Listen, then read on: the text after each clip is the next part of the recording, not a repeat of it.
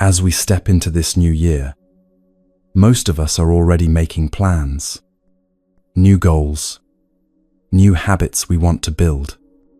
Maybe there's something you're finally ready to let go of, an old pattern that no longer serves you, or something new you want to integrate into your life. But here's what the Buddha understood.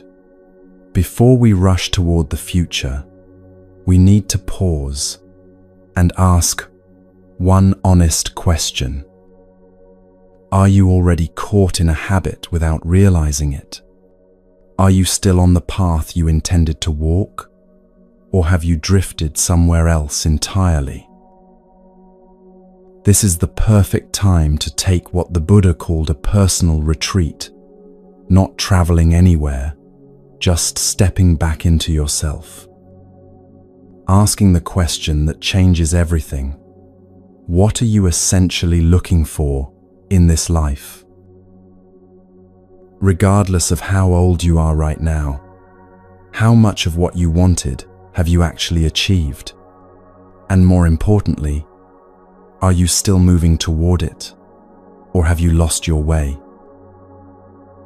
Before you know which direction to sail, you must first know where you're standing. The Buddha taught this clearly. Observe your surroundings right now. They tell you where you are. Then, look inside. How do you feel about the life you're living at this moment? You had 365 days last year. Where did they take you? Where did you grow? Where did something decline? Over the next 3 hours, we're going to find that answer together. If it feels right, let me know where you're listening from, and let's begin.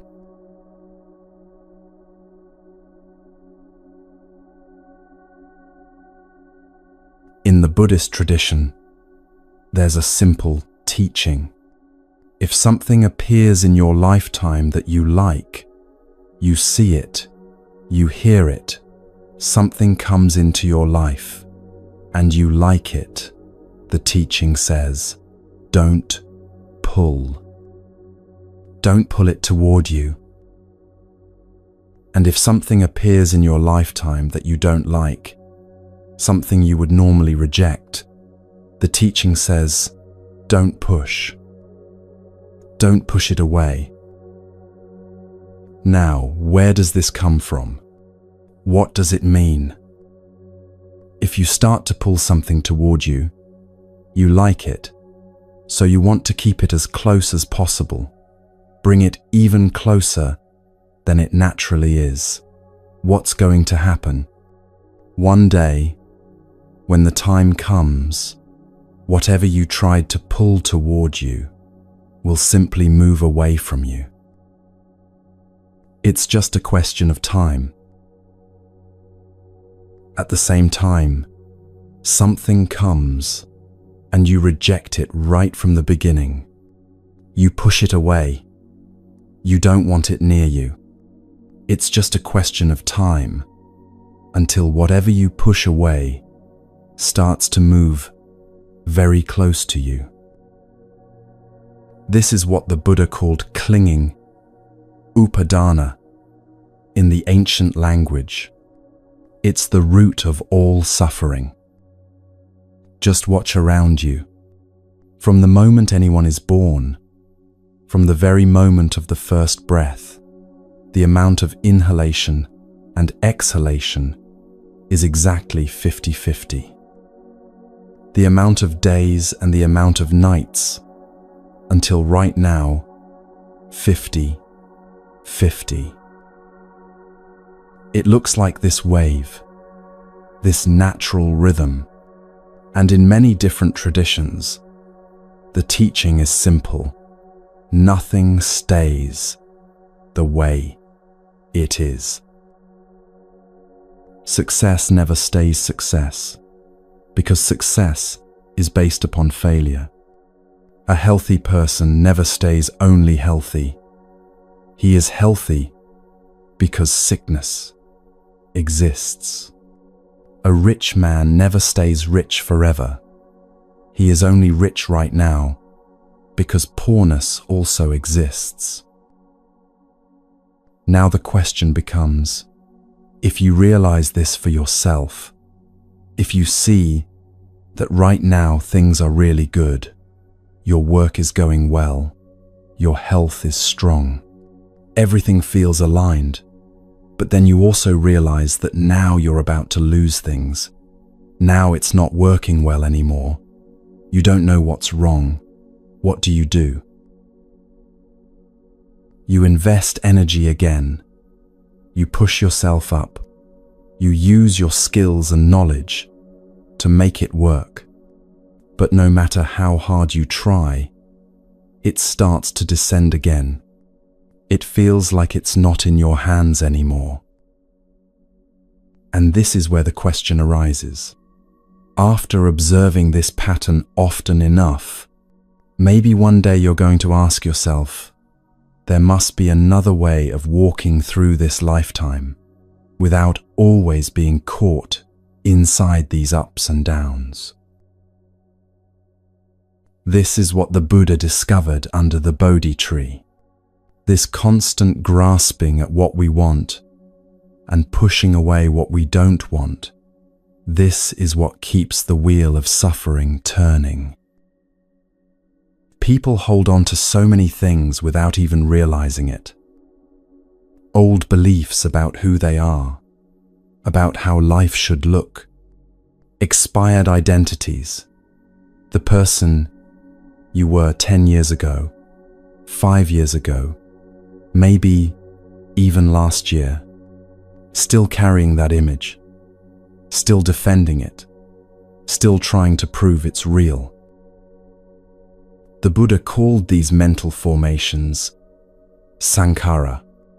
They accumulate inside us, layer after layer, year after year. And from time to time, they start to block us. Think about it for a moment. How much of what you believe about yourself right now is actually based on who you were, not who you are? How many of your reactions today are simply old patterns repeating themselves, mental formations that hardened into habits 20 years ago? Someone criticizes you, and immediately you feel defensive. But is that really about what they just said? Or is it about something a teacher told you when you were 12? Someone offers you love, and you pull back. But is that really about them? Or is it about the person who left when you were young? These formations run deep. They operate below conscious awareness most of the time, but they shape everything. How you see the world, how you interpret events, how you respond to life. Sometimes these formations become so familiar that you mistake them for who you are. The anxious person thinks, I am anxiety. The angry person thinks, I am anger. But the Buddha taught differently. These are conditions that arose based on causes. They are not you. When you were you born anxious? Or did anxiety develop over time, shaped by experiences, conditioned by events, reinforced by repetition? If it arose from conditions, then when those conditions change, it can also cease. This is the hope within the teaching. Nothing is permanent, including your suffering. There's an old Zen teaching about a monk who came to his master with an empty bowl. The master asked, "What do you want?" The monk said, "I want to receive the teachings. I want wisdom. I want enlightenment." The master picked up a teapot and started pouring tea into the monk's bowl. He poured and poured, and when the bowl was full, he kept pouring. The tea spilled over the sides, onto the floor, soaking the monk's robes. The monk shouted, "Master, stop! Can't you see the bowl is full? No more will go in." The master smiled and put down the teapot.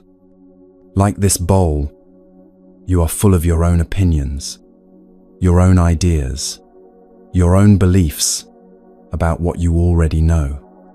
How can I show you the Dharma when you have no room to receive it? First, empty your bowl. This is why letting go is necessary. Not because what you're holding is bad or wrong, but because your hands are full. You cannot receive anything new when you're clinging to everything old. And here's something most people discover when they start practicing. Letting go isn't just one thing. It's not a single moment where you release everything and suddenly you're free. It's a process with different layers, different depths. The Buddha taught this clearly. There are two parts to letting go, and both are necessary. The first part is willingness. This is what the Buddha called right intention, samma sankappa. Do you want to let go? Are you willing? Many people say yes immediately. Yes, I want to let go of my anger. I want to let go of my fear. I want to let go of this old pain. The willingness is there. But then there's the second part, wisdom, understanding, and sometimes simply ability. Can you actually let go, even if you want to? This is where it gets honest. This is where clear seeing of yourself becomes necessary. In the monasteries, this pattern appears again and again. Someone comes with genuine willingness to change, to release old patterns. They sit in meditation, they follow the precepts, they work diligently. But when the moment comes to actually face what they're holding on to, when anger arises, or fear surfaces, or that old familiar story starts playing in the mind, suddenly the willingness alone isn't enough. There needs to be skill. There needs to be understanding. There needs to be knowledge of how to work with what arises. Some things can be released through personal practice. Sitting in meditation, watching the thought arise, watching it pass away, seeing it's not solid, not permanent, not who you are. And slowly, over time, the grip loosens. These are the defilements you can work with yourself. The small irritations, the passing judgments, the daily reactive patterns. The tools exist for this. Mindfulness, concentration, clear seeing. These practices gradually create freedom. The Buddha compared this to washing clothes. You don't wash them once, and they're clean forever. You wash them regularly, each time removing a little more dirt, a little more staining. The mind is similar. Each time you sit, each time you practice, you're washing away a little more of what doesn't belong. But sometimes there are things caught within us that cannot be reached alone. The Buddha knew this. This is why he established the Sangha, the community of practitioners. Sometimes, even if the willingness is there, even if you can see what's stuck inside you, support is needed. A teacher, a community, someone who has walked this path before and can show where the hidden locks are. This isn't weakness. This is wisdom. Knowing when you can work alone and when you need help, this itself is part of clear seeing. The Buddhist masters teach, those who can proceed on their own are only those who went deeper first. That depth often comes from having support, from having someone point out what you cannot see yourself. Think of it like trying to see your own back. No matter how much you twist and turn, you cannot see all of it without a mirror or another person. Some parts of ourselves are like this. We need others to reflect them back to us. The Buddha said in the Salatha Sutta, an uninstructed ordinary person feels pleasure, feels pain, feels neither pleasure nor pain. So does a well-instructed disciple of the noble ones. What difference is there between them? The difference is this. When pain comes to the ordinary person, he not only feels the pain, but also resists it, clings to the wish that it would go away, creates a second layer of suffering on top of the first. The Buddha called this the second arrow. The first arrow is the pain itself. This cannot always be avoided. Life brings illness, loss, change, disappointment. But the second arrow is the one shot at ourselves through clinging and resistance. When you try to push away what you don't like, you create suffering. When you try to pull close and hold forever what you do like, you create suffering. This is why the Buddha taught the middle way. Not pulling, not pushing, not grasping at pleasure, not fleeing from pain. Both are impermanent, anicca. Both arise and pass away like clouds in the sky. Watch your breath right now for just a moment. The inhalation comes naturally. You don't have to pull the air in desperately, clutching at it. The exhalation leaves naturally. You don't have to push it out forcefully, rejecting it. The breath simply moves in its own rhythm, balanced, 50-50, natural. This balanced breath is always available to you. In any moment of grasping or pushing, you can return to it. Feel the natural rhythm. Notice how the body already knows how to let go. With every exhalation, it releases. It doesn't hold on to the old air, trying to keep it. It simply lets it go, trusting that the next breath will come. This is how the Buddha taught us to meet life. When something pleasant comes, you can enjoy it without grasping. When something unpleasant comes, you can experience it without running away. But this takes training. It's not automatic. It's not something you understand once with your thinking mind and then you're done. It requires what Buddhist practice calls continuous effort, daily, honest practice. You have to see for yourself where you're still pulling, where you're still pushing. Where in your life right now are you trying to hold on to something that's already changing? Where are you resisting something that's already here?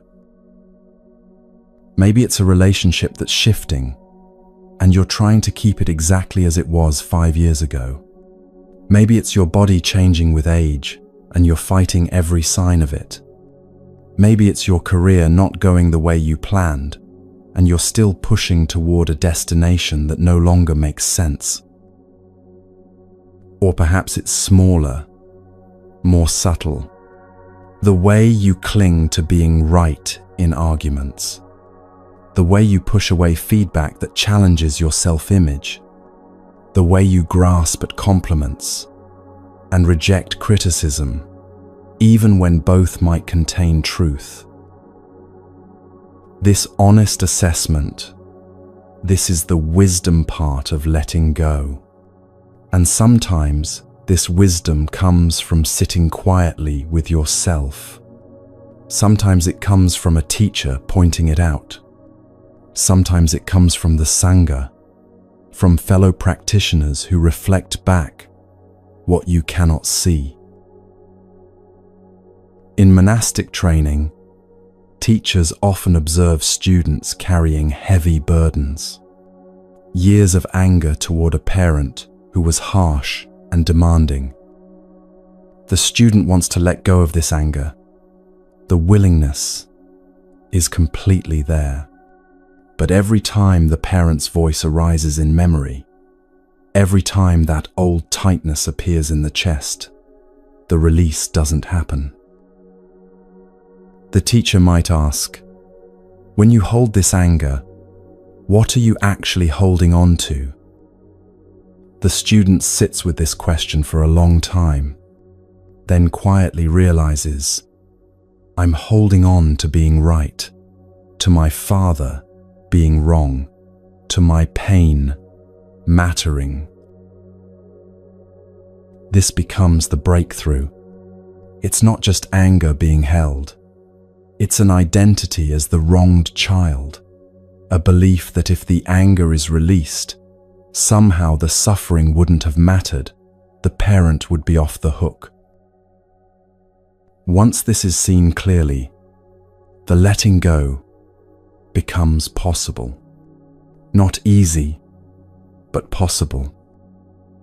Because the student realizes letting go of anger doesn't mean the pain didn't matter. It doesn't mean what happened was okay.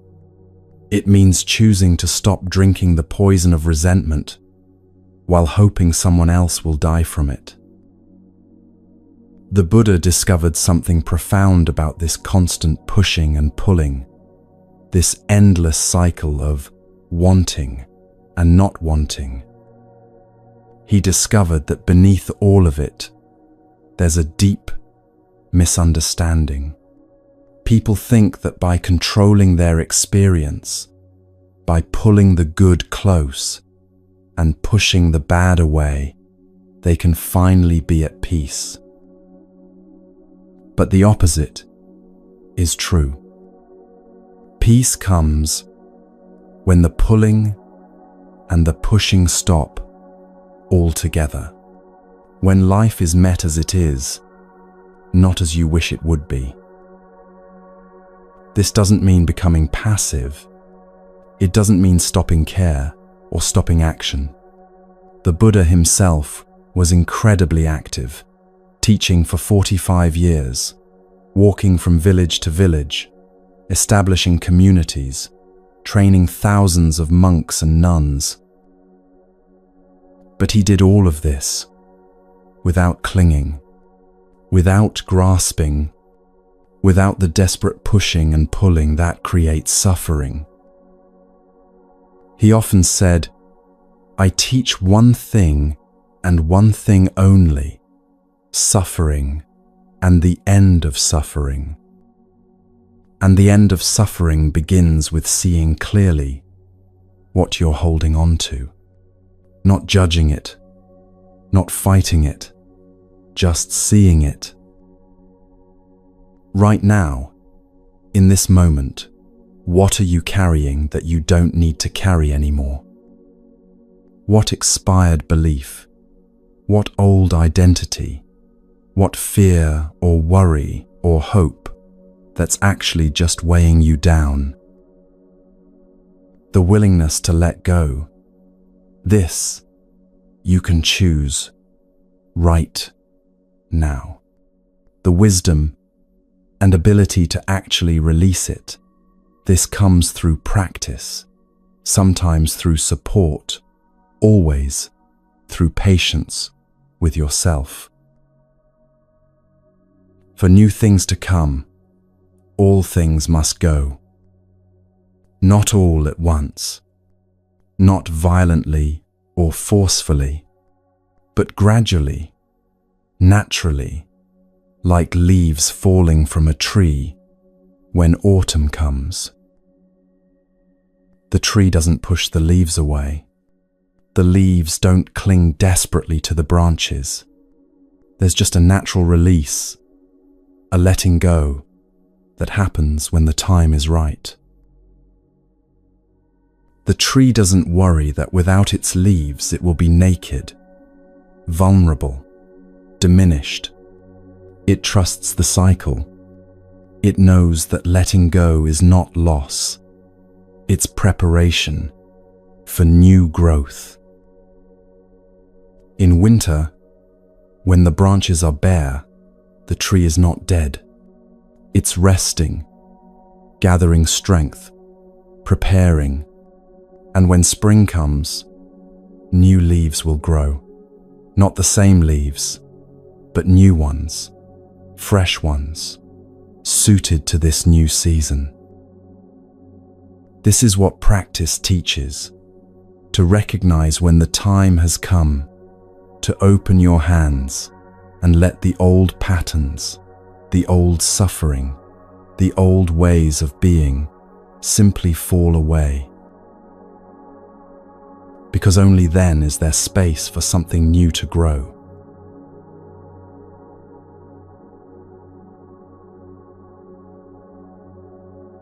The Buddha taught something very specific about suffering that most people miss. He said that when pain comes, and pain will come to everyone, there are actually 2 arrows, not 1. The first arrow is the pain itself. Someone you love gets sick. You lose your job. Your body ages and begins to hurt. A relationship ends. This is the first arrow, and the Buddha was clear. This arrow you cannot always avoid.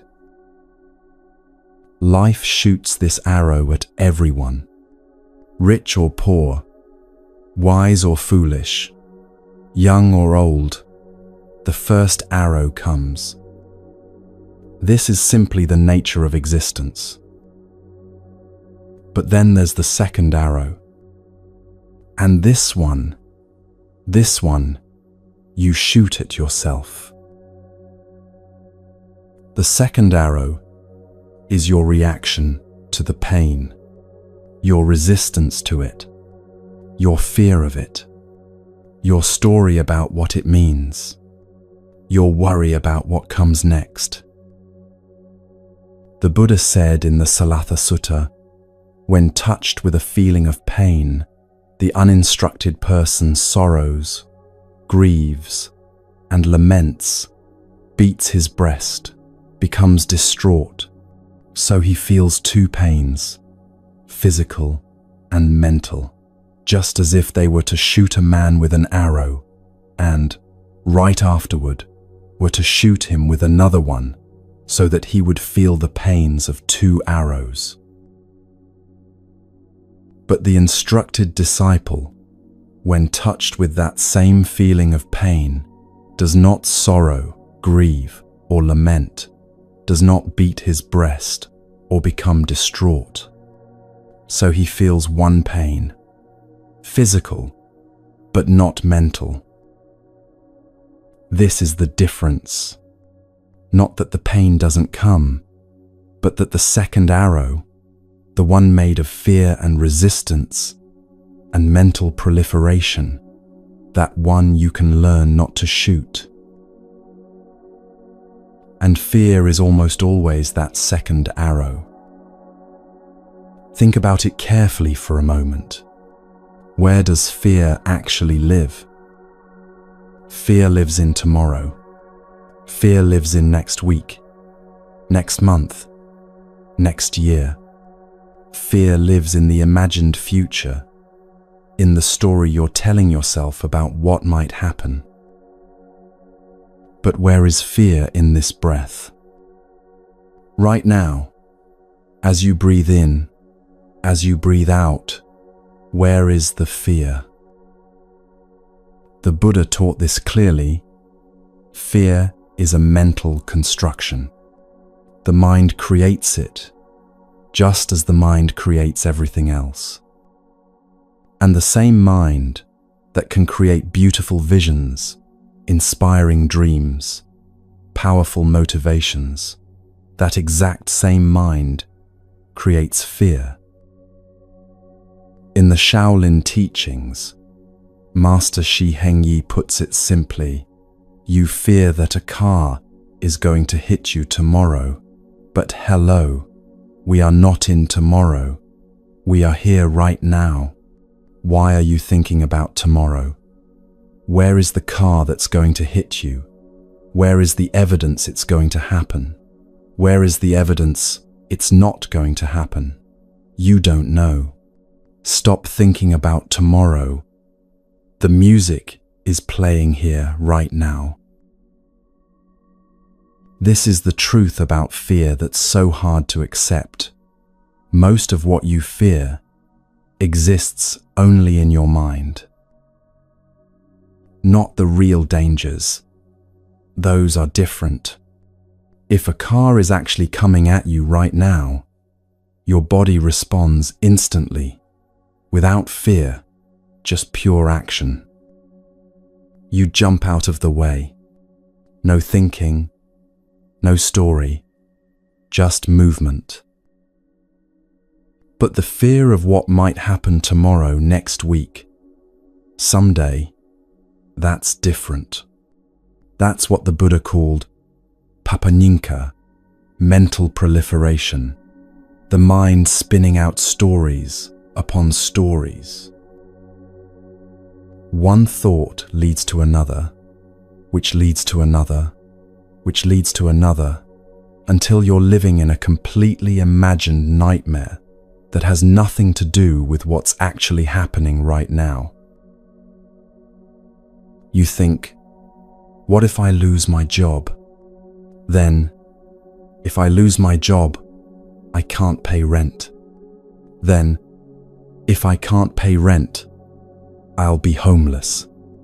Then, if I'm homeless, I'll lose everything. Then, everyone will see I'm a failure. Then, I'll die alone, and no one will care. And suddenly, you're suffering intensely, not from losing your job, because you haven't lost your job, but from a story your mind created in about 30 seconds. This is the second arrow. This is the suffering you create for yourself through fear. But here's what meditation practitioners learn that others often don't. Fear doesn't have to disappear for you to be free from it. This surprises people. They think the goal is to eliminate fear completely, to reach some state where you never feel afraid. But that's not what the Buddha taught, and it's not what happens in practice. What changes is your relationship to fear. When you sit in meditation, especially when you sit for long periods, fear comes up. Physical discomfort arises. Your knee hurts. Your back aches. You want to move. And with that discomfort comes fear. What if I'm injuring myself? What if I can't handle this? What if I have to stop and everyone will see I'm weak. But you stay. You keep sitting. You breathe with the discomfort. You observe the fear. And something interesting happens.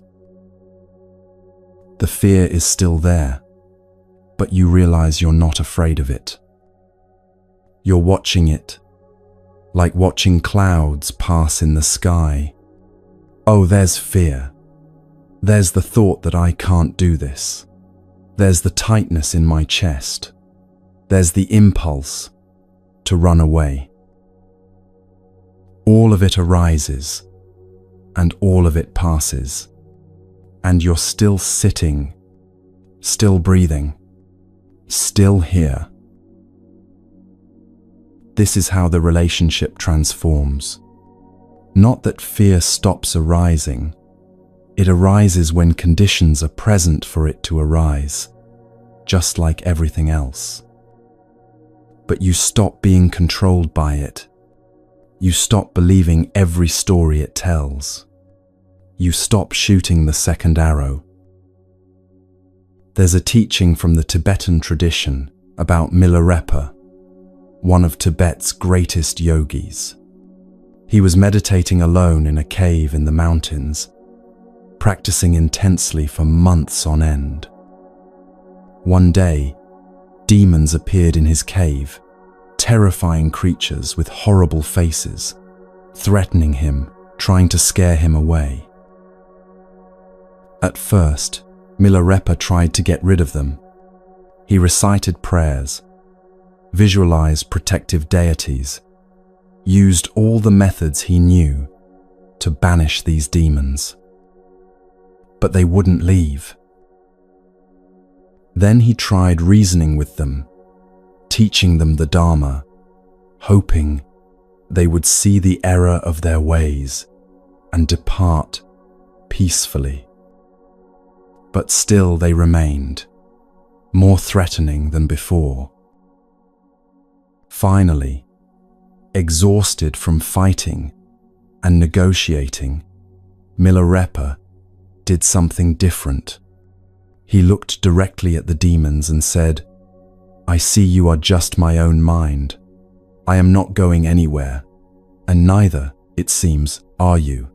So come, let us have tea together." And he sat down peacefully in their presence. No fear, no resistance, no trying to push them away. Just sitting, accepting what is. At that moment, all the demons, except one, disappeared instantly. And the last one, the biggest, most terrifying demon, opened its mouth wide, as if to devour him. Milarepa walked right up to that demon and placed his head inside its mouth. "If you're going to eat me, he said. "I'm not running anymore." And the final demon vanished like mist in the sunlight. This is the teaching. The demons are your own mind. The fears are projections, mental formations, papanyenka, and they have only as much power as you give them by running away. When you stop running, when you turn and face what you're afraid of, when you stop shooting the second arrow, the fear loses its grip.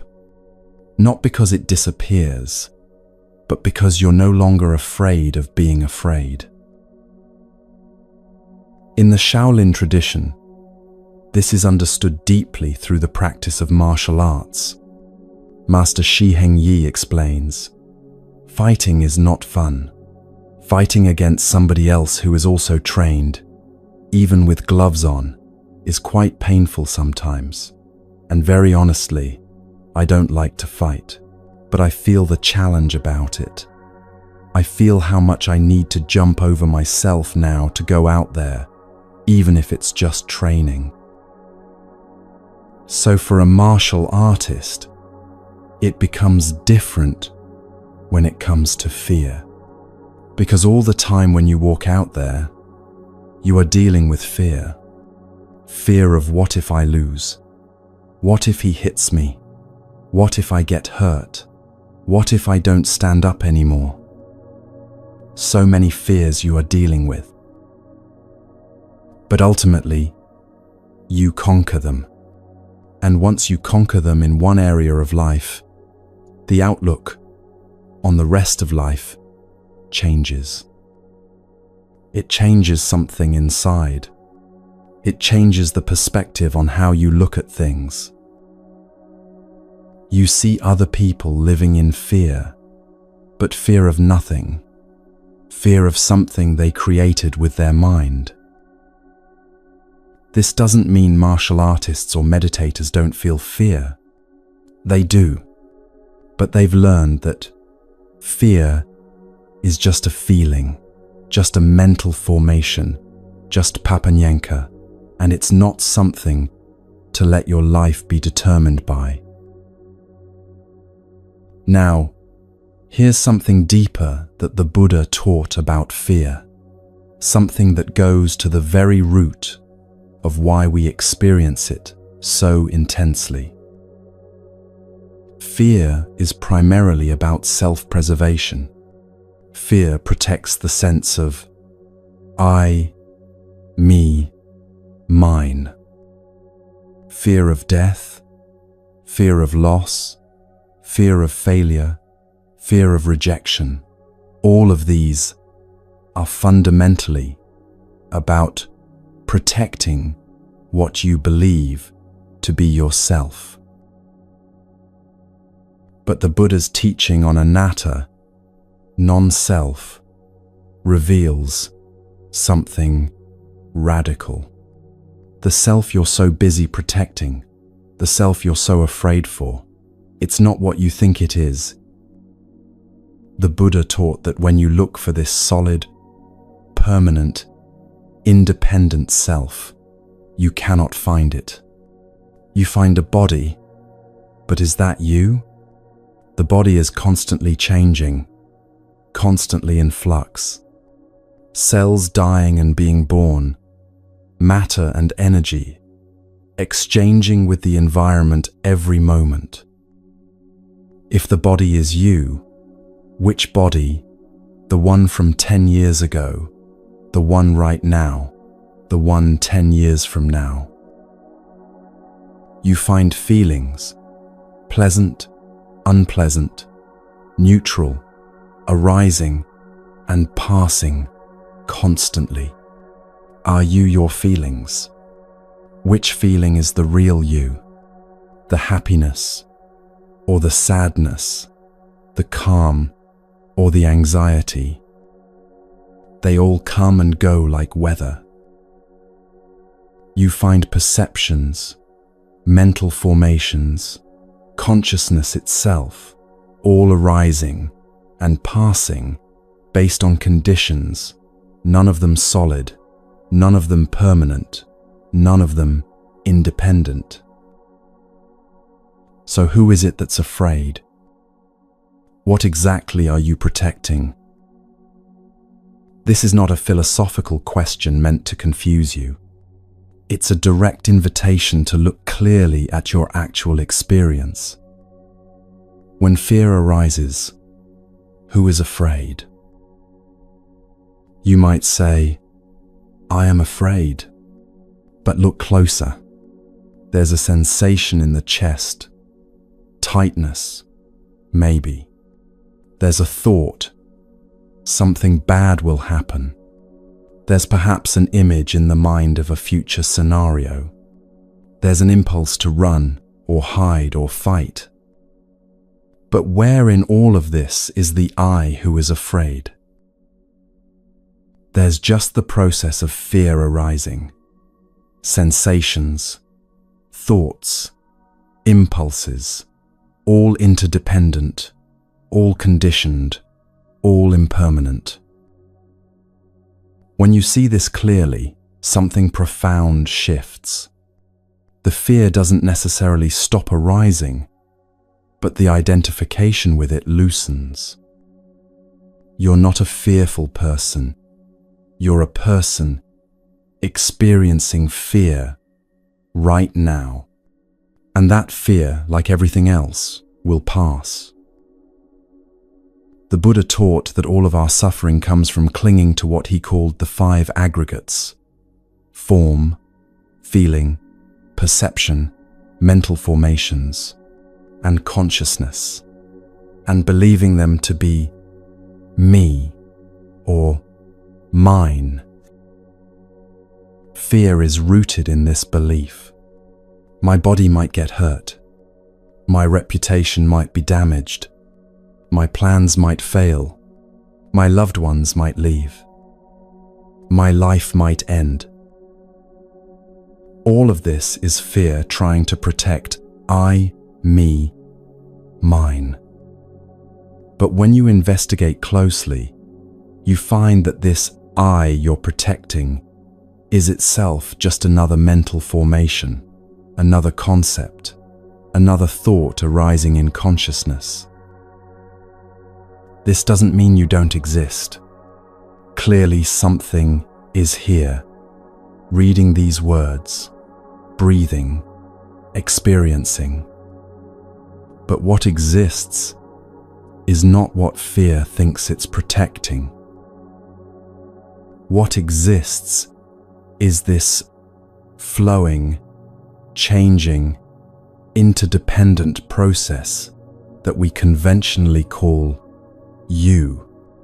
A process that doesn't need protection because it's already inseparable from everything else. When this is understood, not just intellectually, but through direct experience, fear loses much of its power. What is there to protect? What can actually be lost? Your body will age and die. This is certain. Everything you're attached to will eventually separate from you. This is certain. Every condition you're experiencing right now will change. This is certain. But when you realize that none of this is ultimately you in the way fear believes, when you see that what you truly are cannot be diminished or destroyed because it was never a separate, solid thing to begin with, the fear of loss becomes less overwhelming. This is what the Buddha discovered about courage, and it might surprise you. Real courage is not the absence of fear. Real courage is not having to pump yourself up or convince yourself you're brave. Real courage comes from seeing through the illusion that fear is trying to protect. When you understand deeply that there is no solid, separate self that can be destroyed, the fear of death loses its absolute power. When you understand that everything you're attached to is impermanent and was never really yours to begin with, the fear of loss becomes workable. When you understand that failure and success are just concepts, just mental formations arising and passing, the fear of failure becomes just another experience to be met with awareness. This doesn't mean you become reckless or careless. The Buddha wasn't teaching nihilism or suggesting that nothing matters. You still take care of the body. You still act with wisdom and compassion. You still engage with life fully. But you're not enslaved by fear anymore. You're not making all your decisions based on protecting an illusion. You're not shooting the second arrow at yourself constantly. Master Shi Heng Yi says it clearly. If you want to know what to fear, this is the fearful part. One day, you look back and say, "You have wasted your lifetime." This is the fearful part. Not the fear of what might happen in some imagined future, but the fear of reaching the end of your life and realizing you spent the whole time running from shadows, protecting something that was never real, avoiding challenges that could have helped you grow, all because you believed the stories your fear told you. That's the only fear worth paying attention to, the fear of wasting this precious human life, living in delusion. Everything else, the fear of loss, the fear of failure, the fear of pain, the fear of death, these are just the mind doing what minds do, creating stories, projecting futures, trying to control what cannot be controlled. The practice is to recognize these fears when they arise, to see them clearly as mental formations, to understand their impermanent nature, and to choose not to shoot the second arrow. To say to the fear, like Milarepa said to his demons, "I see you are just my own mind. Come, let us have tea together."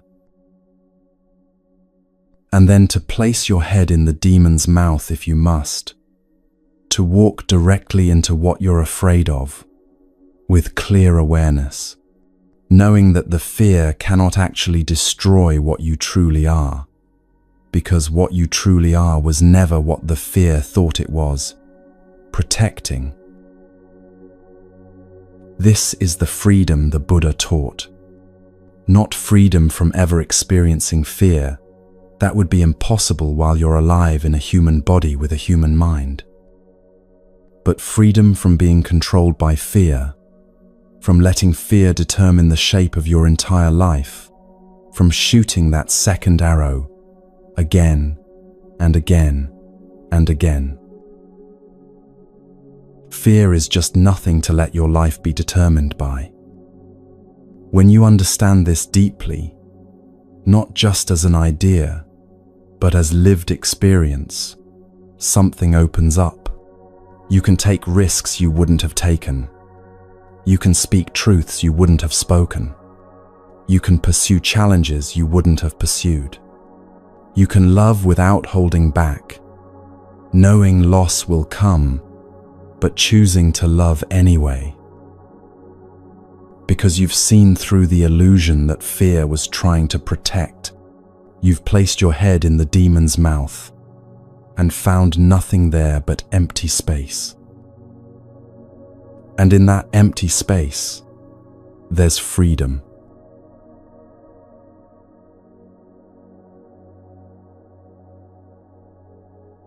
There's a teaching in the Buddhist tradition about strength that most people misunderstand. When we think of becoming stronger, we usually imagine building ourselves up against something, against weakness, against enemies, against the world that might harm us. But the Buddha taught a different kind of strength entirely. This strength doesn't need an enemy to define itself. It doesn't come from domination or aggression, or even from winning. It comes from something quieter, something more fundamental, from living in alignment with what the Buddha called right action. Right action, samma kammanta, in the ancient language, is the fourth factor of the Noble Eightfold Path. It's one of the three factors that make up sila, ethical conduct, the foundation of all Buddhist practice. And here's what surprises people. The Buddha didn't teach right action as a list of rules to constrain you. He taught it as a form of protection, a way of building strength that no external force can shake. Think about it this way. When you harm another being, through violence, through theft, through sexual misconduct, through lies, through intoxication that clouds your mind, what happens inside you? There's guilt, even if you don't admit it. There's fear of being discovered. There's the need to hide, to defend, to justify. There's a subtle weakening of your own integrity, like a crack appearing in a foundation. Each time you act in ways that harm, you create instability within yourself. You cannot stand firmly when you're constantly managing the consequences of harmful actions, constantly defending yourself, constantly looking over your shoulder. But when you live by right action, when you abstain from killing, from taking what's not given, from sexual misconduct, from false speech, from intoxication, something different happens. You become stable. You have nothing to hide, nothing to defend. You can meet anyone's eyes directly. You can sleep peacefully at night because your conscience is clear. You stand on solid ground. This is the foundation of real strength, not strength built on dominating others, but strength built on integrity, on wholesome action, on living in harmony with the way things actually are. The Buddha said in the Dhammapada, "Though one may conquer 1,000 times 1,000 men in battle, yet he indeed is the noblest victor who conquers himself." This is the true battlefield, not out there against enemies, but right here, within your own mind and actions. Conquering yourself doesn't mean being violent with yourself, punishing yourself, or forcing yourself into rigid submission. It means something much more subtle. It means developing the capacity to choose your actions wisely, rather than being driven by impulse, craving, aversion, and delusion. This requires two qualities that the Buddha taught together: metta and virya. Metta, loving kindness, goodwill toward yourself and others. And virya, energy, effort, the sustained determination to practice. You need metta because without kindness toward yourself, discipline becomes harsh and ultimately unsustainable. You beat yourself up for every failure. You demand perfection. You turn practice into punishment. And eventually, you break or you quit. But you also need virya because without sustained effort, kindness alone becomes soft, passive, an excuse for not trying. Oh, I'll be kind to myself and not practice today. I'll be gentle with myself and avoid this challenge. I'll have compassion for my weakness and never push myself to grow. The Buddha taught the middle way between these extremes: strength with kindness, effort with wisdom, discipline without violence toward yourself or others. Now, virya. This word is often translated as energy or effort, and it's one of the 5 spiritual faculties that the Buddha said must be developed for awakening. But it's important to understand what kind of energy this is. It's not aggressive force. It's not the energy of pushing and striving and forcing outcomes. It's not the manic energy of someone running away from themselves through constant activity. Virya is sustained effort. It's the energy that shows up day after day, not because it's exciting or because you feel inspired, but because you've made a commitment to practice. It's the energy that gets you to sit in meditation even when you don't want to. The energy that helps you keep a precept even when breaking it would be easier. The energy that allows you to face a difficult situation with awareness rather than running away. And crucially, it's balanced energy, not too tight, not too loose. The Buddha taught this through a story about his disciple Sona, who was practicing walking meditation so intensely that his feet bled. But despite all his effort, he wasn't making progress. He was becoming discouraged, thinking maybe he should just give up and return to lay life. The Buddha asked him, "Sona, before you became a monk, were you skilled at playing the lute?" "Yes, Lord," Sona replied.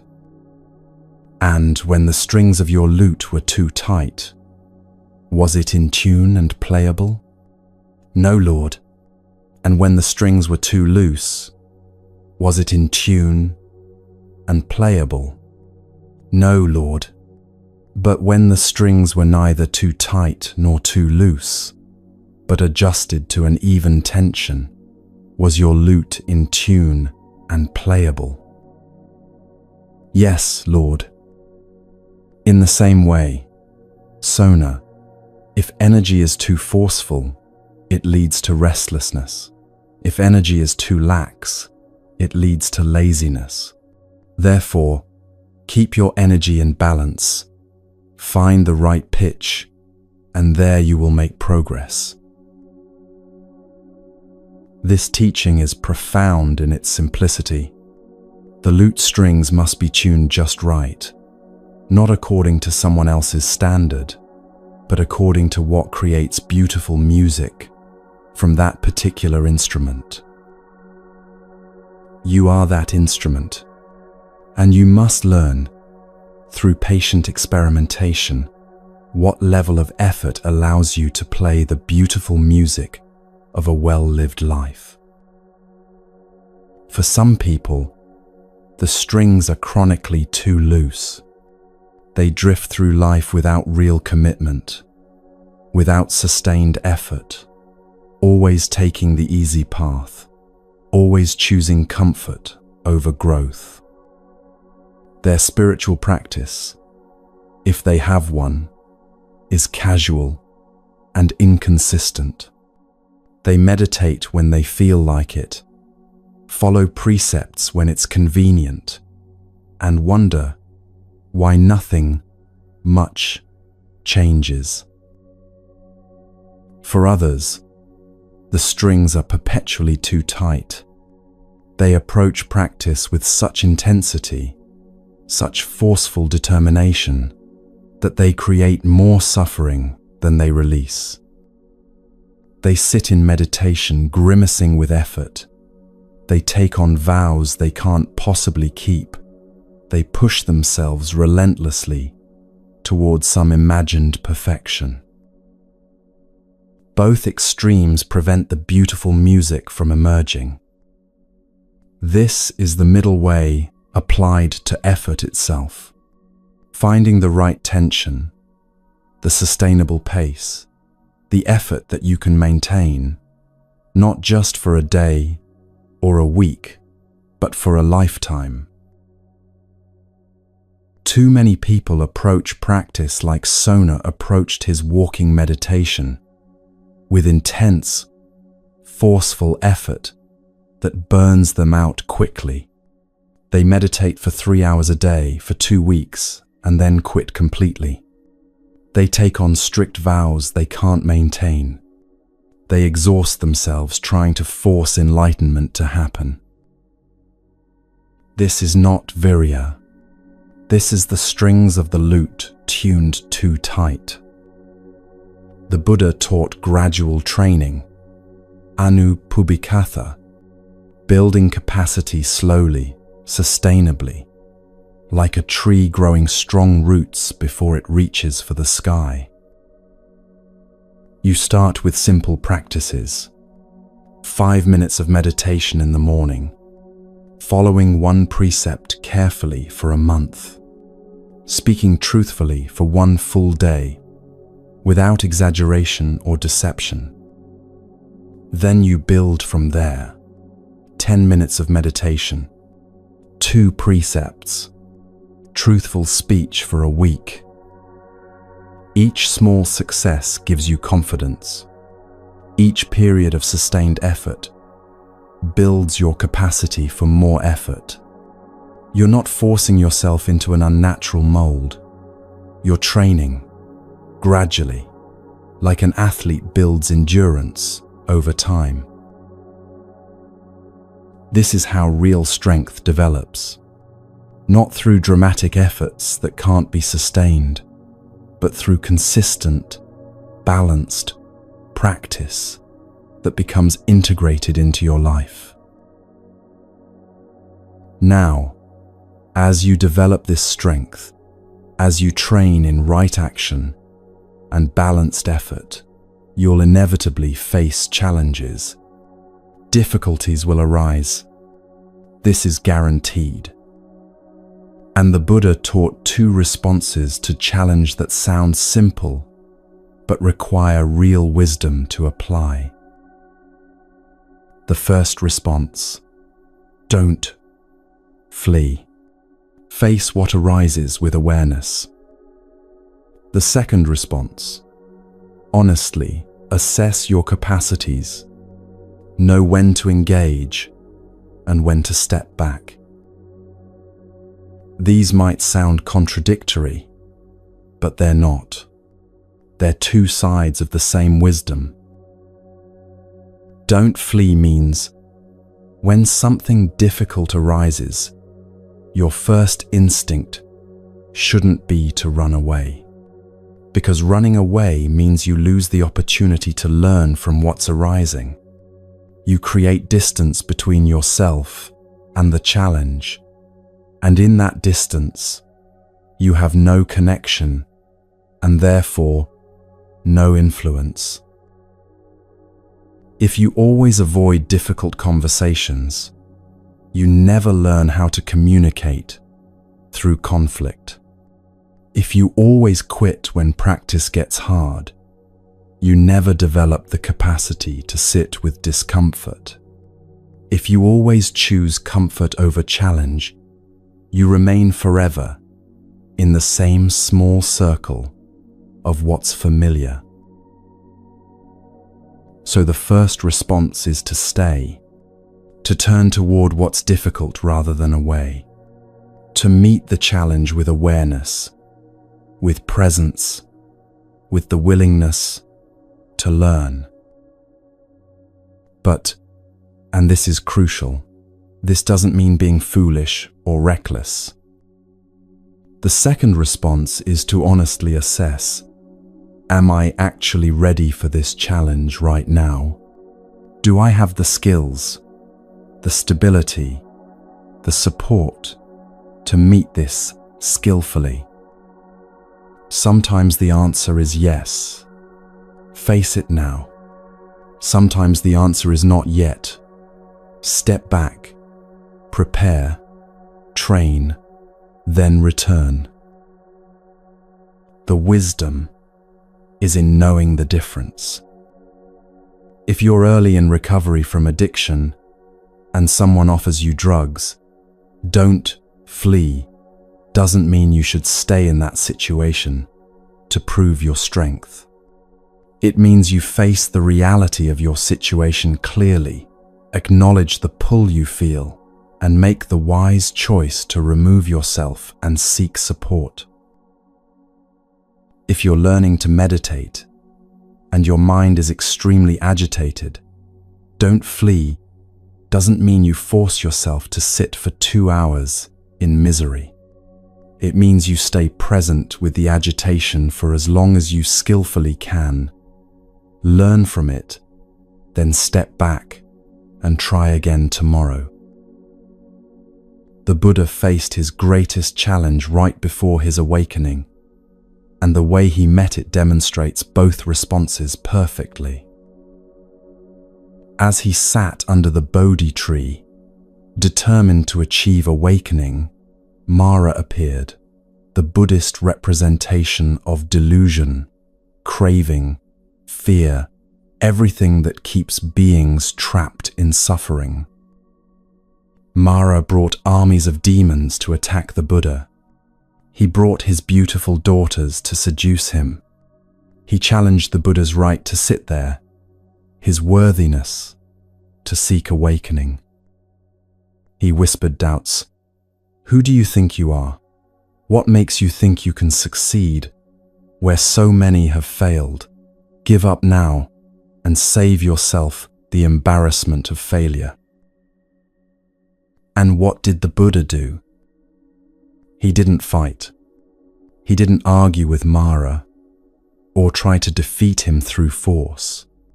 He didn't flee from the fear and doubt that arose. He simply sat, unmoved, touching the earth with his right hand as a witness to his many lifetimes of preparation for this moment. This gesture, touching the earth, is so important.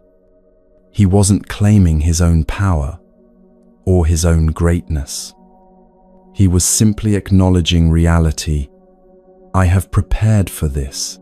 I have trained for this. The earth itself is my witness. This is the first response. Don't flee. He faced Mara directly, without running away, without trying to avoid the challenge. But notice, he could do this because he had prepared. He had been training for years, practicing meditation, living ethically, developing wisdom, cultivating the 5 spiritual faculties, including virya, effort. He had built his capacity through gradual training until he was ready for this ultimate challenge. This is the second response, honest assessment. He didn't face Mara on his first day of practice. He faced Mara when he was ready, when his preparation was complete, when his capacity matched the challenge.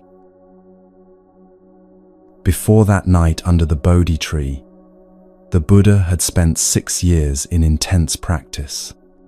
He had tried extreme asceticism, nearly starving himself to death. He had learned from the greatest meditation teachers of his time. He had explored every method available. Only after all this preparation did he sit under the tree with the determination, I will not rise from this spot until I have achieved awakening, or die in the attempt. This wasn't recklessness. This was readiness. This is the wisdom you need to develop, knowing when to engage and when to prepare more. And that preparation happens through 3 things the Buddha taught as the foundation of all progress: sila, samadhi, and panya, ethical conduct, concentration, and wisdom. Sila comes first. You establish ethical conduct. You live by right action. You create stability in your life through wholesome choices.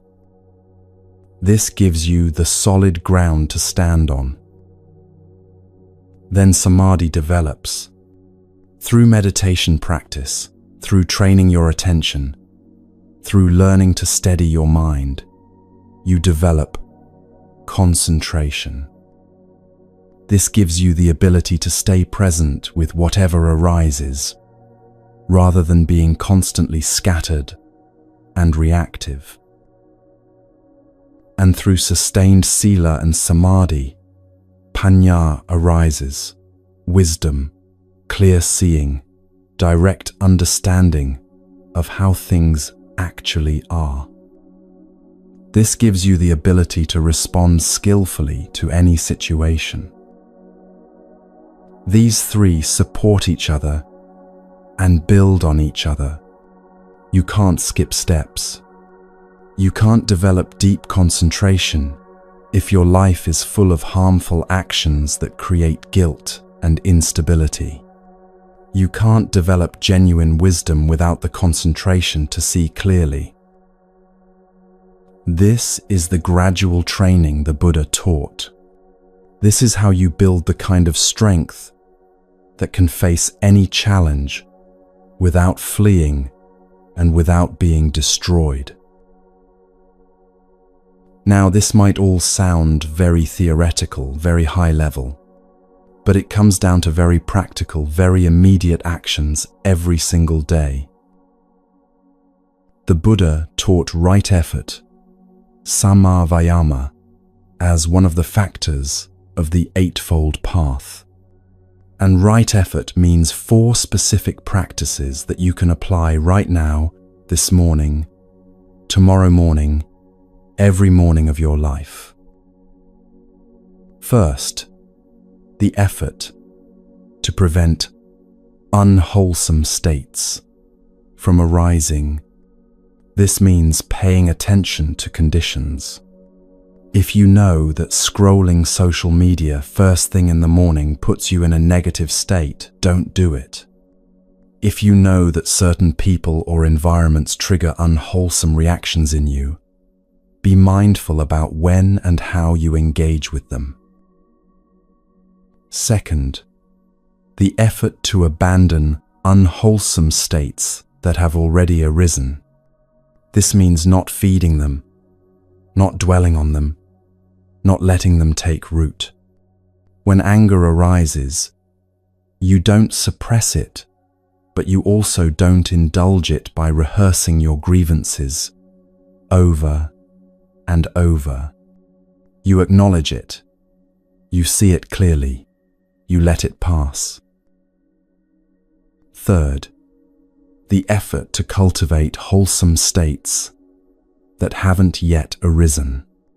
This means actively creating conditions for goodness.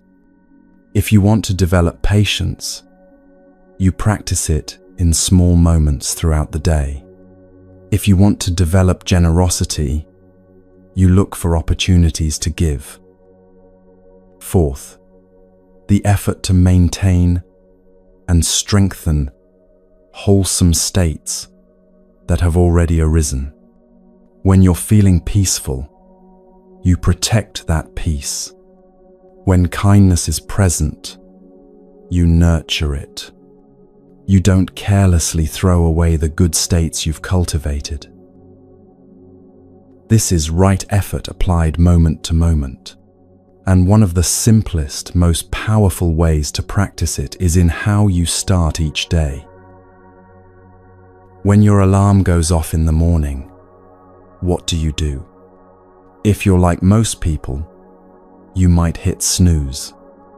You might lie there thinking you'll get up in just 5 more minutes. You might negotiate with yourself about whether you really need to get up right now. But here's what's actually happening in those moments. You're training yourself in a very specific way. You're training yourself that when you make an intention, you don't follow through. You're training yourself that your word to yourself doesn't mean anything. You're training yourself in weakness. Now think about the opposite. The alarm rings, and you get up immediately. Not because you want to, not because it feels good, but because you decided the night before that this is what you would do, and now you're doing it. This simple act, rising when you intended to rise, is a form of right effort. It's training in integrity, in following through on your intentions, in doing what you said you would do even when you don't feel like it. And this training accumulates. Each time you do what you intended to do, you strengthen that capacity. Each time you follow through despite resistance, you build trust with yourself. Each small act of discipline creates a foundation for larger acts of discipline. Think of it as building a muscle. The first time you lift a weight, it's difficult. But you do it again the next day, and again the day after that. Gradually, imperceptibly, the muscle grows stronger. What once required tremendous effort becomes easier. What once seemed impossible becomes routine. Getting up when you said you would is like that. Following through on your commitment to meditate is like that. Speaking truthfully when a lie would be easier is like that. Each small act strengthens the muscle of integrity, of discipline, of virya. This is why Buddhist practice emphasizes small, consistent actions rather than grand gestures. It's not about making dramatic vows you can't keep. It's about making small commitments and keeping them day after day until discipline becomes second nature. Getting up when you said you would, meditating for the amount of time you committed to, even when you don't feel like it. Speaking truthfully even when a small lie would be more convenient. Keeping a promise even when circumstances change. These small moments of mindfulness accumulate into a life lived with integrity. And a life lived with integrity is a life built on solid ground, unshakable ground. The Buddha taught that sila, ethical discipline, creates the conditions for peace. When you live by right action, when you practice right effort, when you train yourself daily in following through on your intentions, something happens inside you. The mind becomes quieter. The constant background anxiety of, what if someone finds out? Or, what if I get caught? Or, what if this comes back to haunt me? All of that fades away. You can sit in meditation with a clear conscience. You can look people in the eye without shame. You can sleep peacefully at night. This is the peace that comes from discipline. Not discipline as punishment, not discipline as restriction, but discipline as the gateway to freedom. Because here's the paradox that the Buddha understood. Real freedom doesn't come from doing whatever you want, whenever you want. That's not freedom. That's slavery to impulse, to craving, to the constant push and pull of desire and aversion. Real freedom comes from training yourself so that you can choose your actions wisely rather than being driven by forces you don't understand and can't control. When you've trained in right effort, when you've developed virya, when you've built your life on the foundation of sila, you have real choice. You can meet difficulty without running away. You can face fear without being paralyzed by it. You can feel anger without acting on it destructively. You can experience craving without being controlled by it. This is the strength that needs no enemy, because it's not built in opposition to anything. It's built on alignment with how things actually are, on living in harmony with the Dharma, on developing the capacities that lead to the end of suffering. The Buddha taught that discipline isn't punishment, it's the gateway to freedom. And the way to walk through that gateway is one small step at a time, one moment of right effort at a time, one morning of getting up when you said you would at a time. This is how strength develops. This is how you become someone who can face challenges without fleeing. This is how you build the foundation for awakening itself. Not through dramatic gestures or heroic efforts, but through consistent, balanced, patient cultivation of wholesome qualities day after day after day, until one day you realize you're standing on unshakable ground. And from this ground, you can face anything that arises with clear awareness, with wisdom, with the strength that needs no enemy, because it was never built through opposition, but through understanding, through harmony, through living in alignment with the truth of how things are. This is what the Buddha discovered. This is what he taught for 45 years.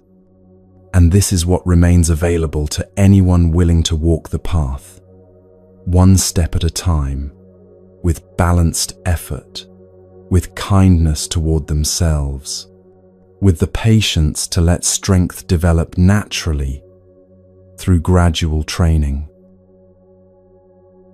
The path is here. The teaching is clear.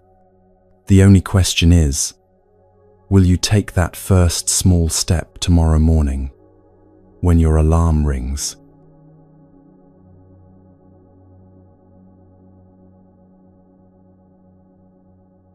Most people hear the word discipline and feel a tightening in their chest.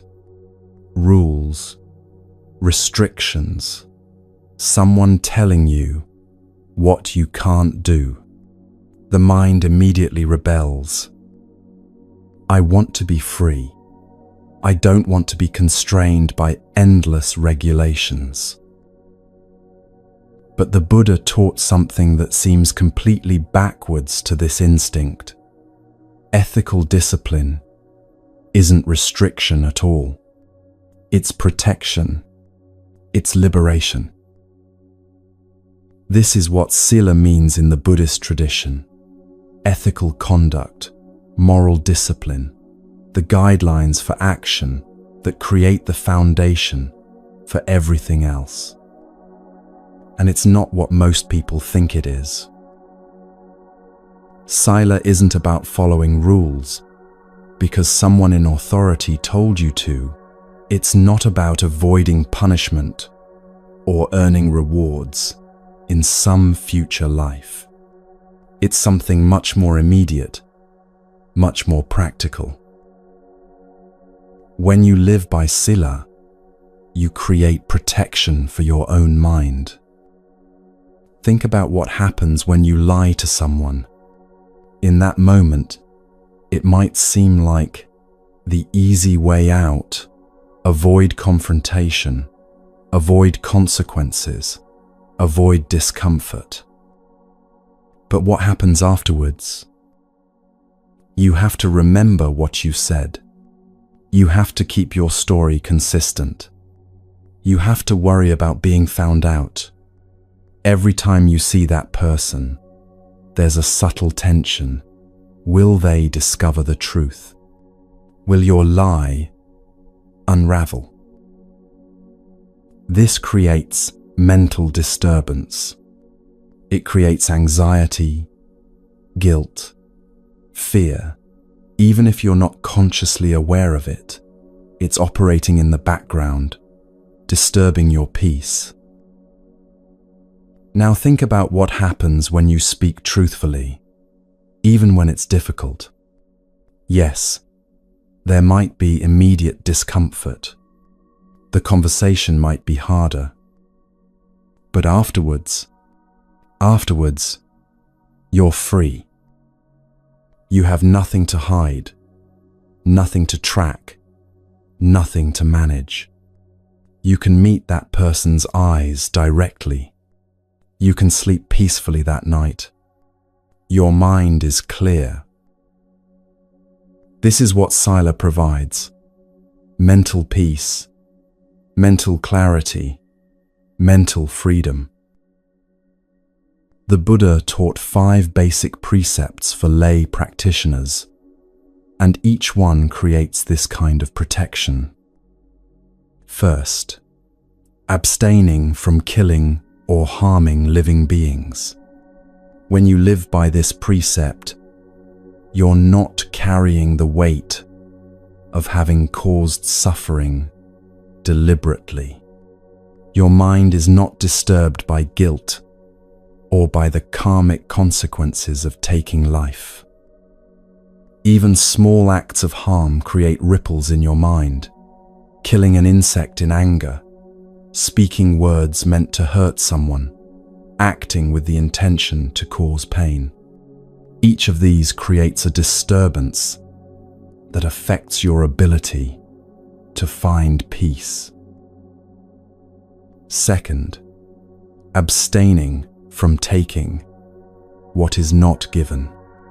When you live by this precept, you can be around others' possessions without craving, without scheming, without the anxiety of having stolen something or the paranoia of being caught. This extends beyond obvious theft. It includes taking credit for others' work, using company resources inappropriately, even taking someone's time without permission. When you honor what belongs to others, your mind rests easy. Third, abstaining from sexual misconduct. When you live by this precept, your relationships are honest, your commitments are honored, you're not betraying anyone's trust or creating suffering through your desires. This means respecting boundaries, honoring commitments, not using others for your own gratification without regard for the harm it might cause. Sexual energy is powerful, and when it's expressed ethically, it doesn't create the complex web of guilt, betrayal, and suffering that sexual misconduct creates. Fourth, abstaining from false speech. When you live by this precept, as we already explored, your mind is free from the complex web that lies create. But this also includes harsh speech, divisive speech, and idle chatter, all forms of speech that create harm or waste the precious resource of communication. When your speech is truthful, kind, beneficial, and timely, you create connection rather than division. Fifth, abstaining from intoxicants that cloud the mind. When you live by this precept, you maintain clarity, you remain present, you don't escape into states that create later regret or harm. This isn't about being rigid or joyless. It's about recognizing that intoxication creates heedlessness, and in that heedless state, you're much more likely to break the other precepts. You're more likely to harm, to take what's not given, to engage in sexual misconduct, to speak falsely. These aren't arbitrary rules handed down by authority. They're observable truths about what creates suffering and what creates peace. Try it for yourself. Live by even one of these precepts carefully for a week. Just one. Notice what happens in your mind. Notice the quality of your peace, your sleep, your ease around others. This is why monastics follow the Vinaya, the monastic code with its hundreds of detailed rules. Not because they're trying to be perfect or holier than others, but because they understand that external structure supports internal development. When you don't have to make 1,000 small decisions every day about what's okay and what's not, you free up tremendous mental energy. You don't have to negotiate with yourself constantly. The structure is already there, and within that structure, you can go deep. Think about it this way. If you're trying to meditate but you're constantly debating whether you should check your phone, whether you should eat now or later, whether you should speak or stay silent, whether this action or that action is appropriate, all that mental negotiation is exhausting. But when the structure is clear, when the boundaries are established, you can relax into them. The phone stays off during meditation hours. Meals happen at set times. Speech follows certain guidelines. Action has clear parameters. This isn't restriction. This is simplification. This is creating conditions where the mind can settle, can go deep, can develop concentration and wisdom. Now, not everyone needs to ordain as a monk or nun. The Buddha was very clear about this. In fact, most people shouldn't ordain. Monastic life is meant for those with a very specific calling. But everyone can practice sila. Everyone can bring the principles of ethical conduct into their daily life, whatever that life looks like. The Buddha gave extensive teachings to lay practitioners, people with families, jobs, businesses, all the complexities of worldly life. He didn't tell them they had to renounce everything and enter a monastery. He showed them how to practice right where they were. In the Sigalovada Sutta, the Buddha spoke to a young man named Sigala about how to live ethically as a householder. He talked about duties to parents, to teachers, to spouse, to children, to friends, to employees, to spiritual guides. He showed how ethical conduct extends into every relationship, every responsibility, every area of life. The teaching wasn't, leave all of this behind. The teaching was, engage with all of this skillfully, with awareness, with ethical integrity. This is what lay practice of sila looks like, taking the 5 precepts as your personal refuge, your guide for action in the midst of a complex life. It means structuring your 24 hours with intention, samma sankappa, right intention, knowing why you're doing what you're doing. Not just drifting through the day on autopilot, reacting to whatever comes up, but living with deliberate awareness of your actions and their consequences. For example, you might look at your day and see, I wake up, I immediately check my phone, I scroll through news and social media for 30 minutes, I rush to get ready, I skip breakfast, I'm irritated with traffic, I arrive at work, already depleted. This is a day structured unconsciously by habit and reaction. Now imagine structuring the same hours with intention. I wake up, I take 3 conscious breaths before getting out of bed. I meditate for 10 minutes. I eat a simple breakfast mindfully. I drive to work with awareness of my mental state. I arrive ready to engage. Same 24 hours. Completely different quality of experience. This is what Sila as a lay practitioner means, bringing deliberate structure and ethical awareness into ordinary life. It means small, consistent practice rather than dramatic but sporadic efforts. Many people get inspired and make huge commitments.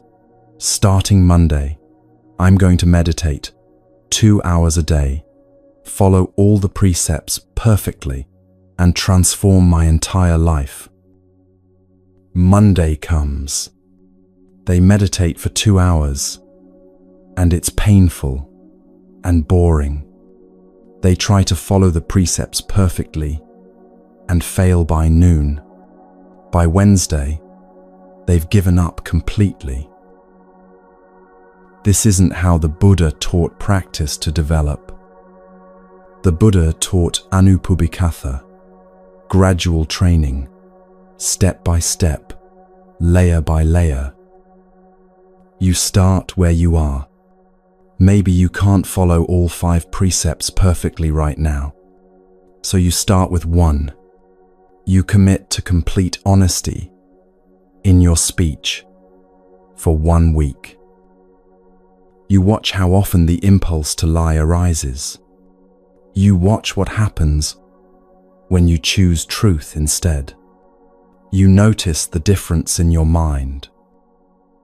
After a week, maybe you continue with that precept and add another, or maybe you need another week with just truthful speech to really establish it. This is patient, sustainable practice. This is how Sila actually becomes established in your life rather than remaining just a beautiful idea. Maybe you can't meditate for an hour, but you can sit for 5 minutes every morning. You do that for a month, and 5 minutes becomes natural, almost automatic. Then maybe you extend to 10 minutes. The key is consistency, not heroic effort. It's better to practice 5 minutes every single day than to practice 3 hours once a month. The daily repetition creates grooves in your mind, establishes patterns, builds capacity that lasts. Think of it like watering a garden. If you dump a huge amount of water on your plants once a month, most of it runs off. The soil can't absorb it, and the plants suffer between waterings. But if you water a little bit every day, the soil stays moist, the roots grow deep, the plants thrive. Your practice is like this: small amounts of water, small amounts of practice, given consistently every day, create conditions for growth that dramatic but sporadic efforts never can. Small, consistent steps build a foundation that lasts. Dramatic gestures might feel impressive in the moment, but they rarely sustain.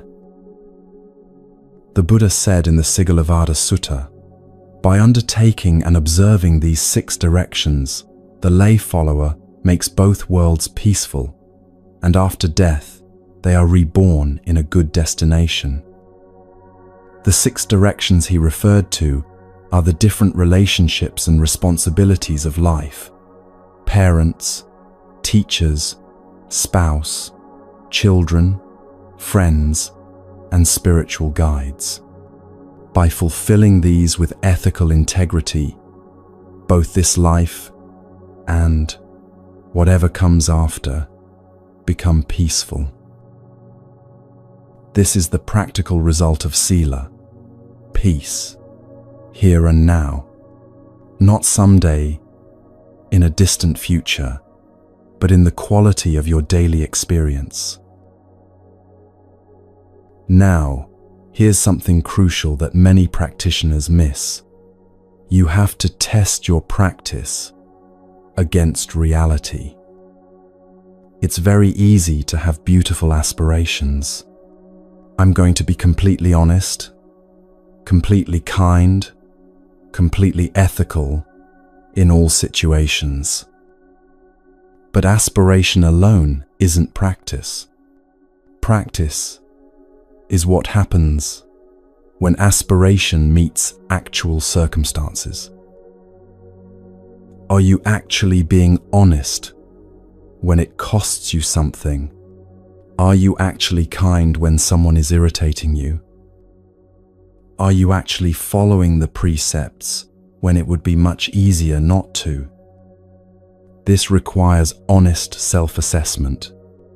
And honest self-assessment is hard because the ego is incredibly skilled at self-deception. You might think you're very peaceful and patient, but then someone cuts you off in traffic and you're immediately enraged. You might think you're very honest, but then you realize you've been deceiving yourself about your motivations for months. You might believe you're practicing non-harm, but then you notice how often your words cause pain to others, even if you didn't intend harm. The gap between who we think we are and who we actually are in lived experience, this gap is where real practice happens. There's a danger in spiritual practice that the Buddha warned about, claiming attainments you haven't actually achieved, fooling yourself into thinking you're more developed than you are. This is sometimes called spiritual bypassing, using spiritual concepts to avoid dealing with real psychological and behavioral issues. Someone might say, I'm practicing non-attachment, so it doesn't matter that I never commit to anything or anyone. But that's not non-attachment. That's avoidance. That's fear of intimacy. That's using spiritual language to justify harmful patterns. Or someone might say, I'm practicing acceptance, so I accept my anger and I don't need to work on it. But acceptance doesn't mean passive resignation to unwholesome states.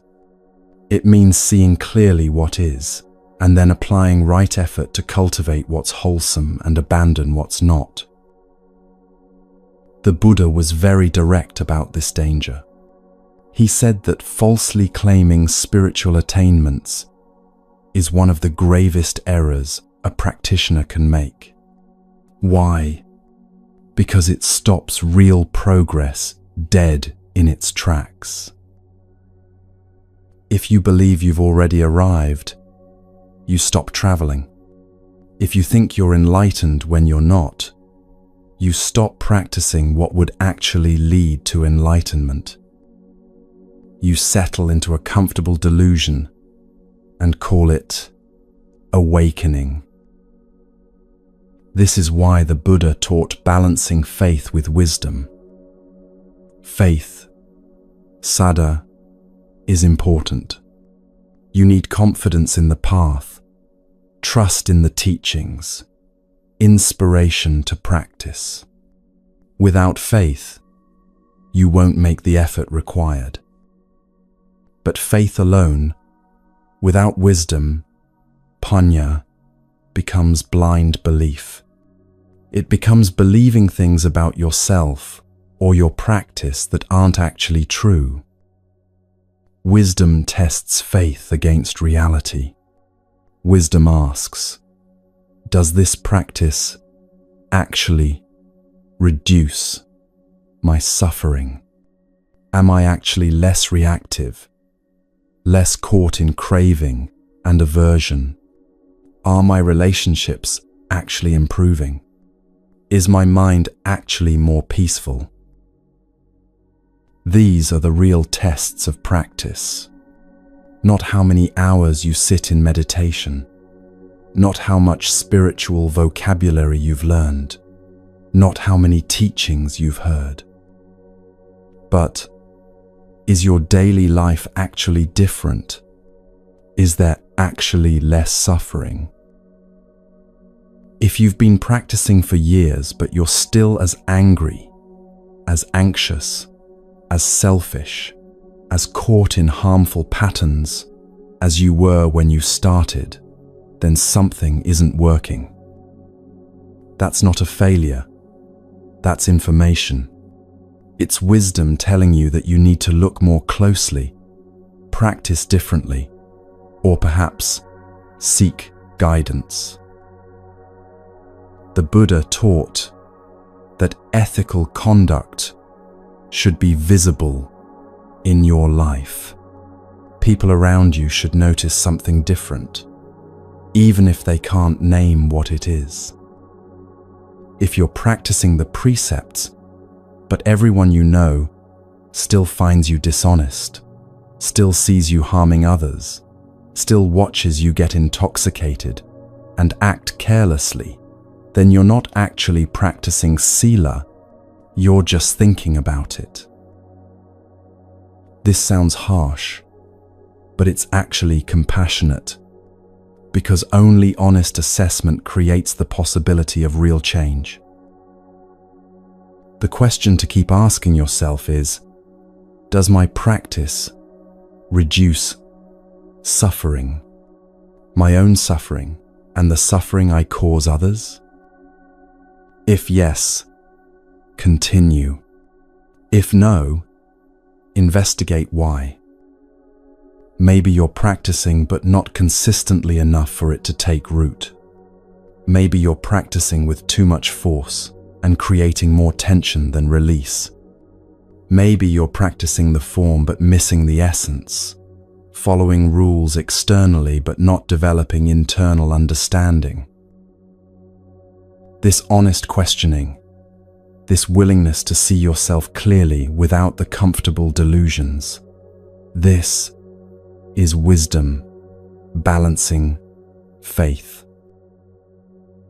And when you practice this way, when you commit to sila, not as rules to be obeyed, but as protection for your mind, when you practice gradually and consistently, when you test your practice against reality honestly, something remarkable begins to happen. Sila becomes natural. At first, following the precepts requires effort, deliberation, constant mindfulness. You have to remind yourself, don't lie, don't take what's not given, don't harm. It feels like walking a tightrope, constantly vigilant, always one small lapse away from falling. But gradually, with patient practice, something shifts. The restraint that once felt forced begins to feel natural. The ethical action that once required deliberation begins to arise spontaneously. You reach a point where you don't have to debate with yourself about whether to lie in a difficult situation. The truth simply comes out of your mouth, because that's who you've become. You don't have to force yourself not to take something that isn't yours. The impulse to take what's not given simply doesn't arise with any strength, because it's contrary to your established nature.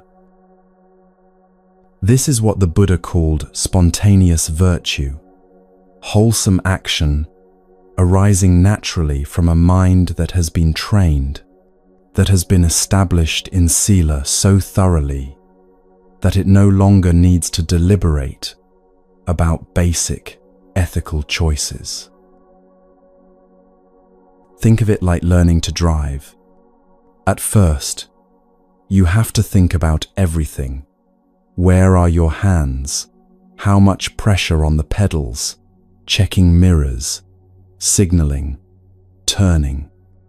It's exhausting, overwhelming. But after months of practice, You drive without conscious deliberation. Your hands turn the wheel. Your feet work the pedals. You check mirrors and signal. All of it happens naturally, while your conscious mind is listening to music or having a conversation.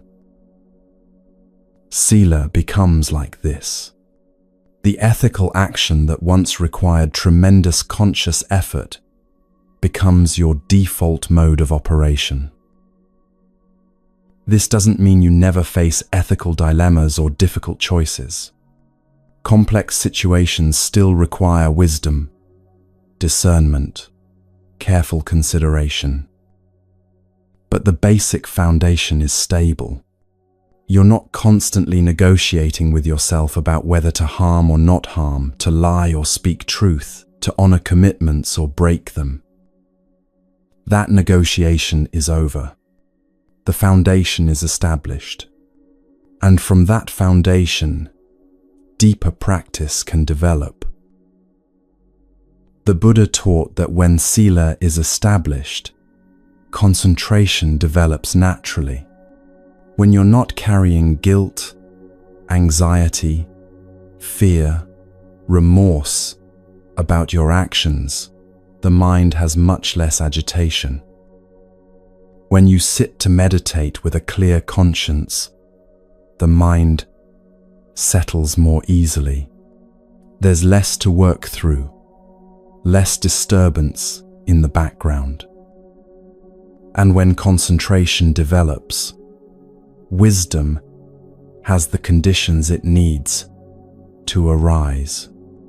You can see more clearly because you're not looking through the fog of mental disturbance created by unethical actions. This is the progression the Buddha taught. Sila, then samadhi, then panya, ethical conduct, then concentration, then wisdom. Each supports the next. Each creates conditions for the next to develop. You can't skip steps, but you also don't have to perfect one before starting the next. They develop together, supporting each other, gradually strengthening like three strands woven into a rope. And what holds all three together, what weaves them into something unbreakable, is something the Buddha taught about, but that most people overlook until they've been practicing for a long time. It's not more rules, not more effort, not more striving.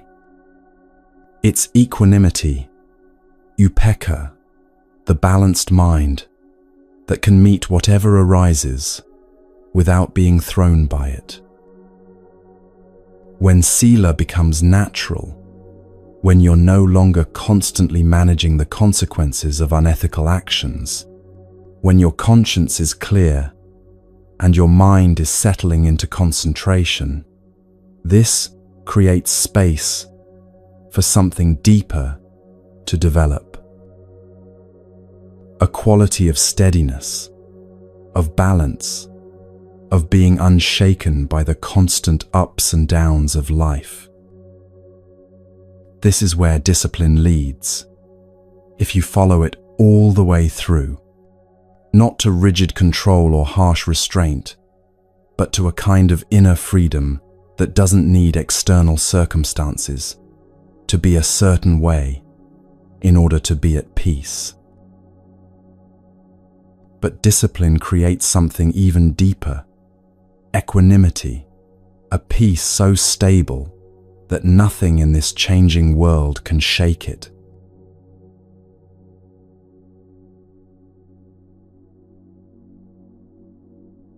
There's a quality the Buddha taught about that most people only discover after years of practice. It's not something you aim for directly in the beginning.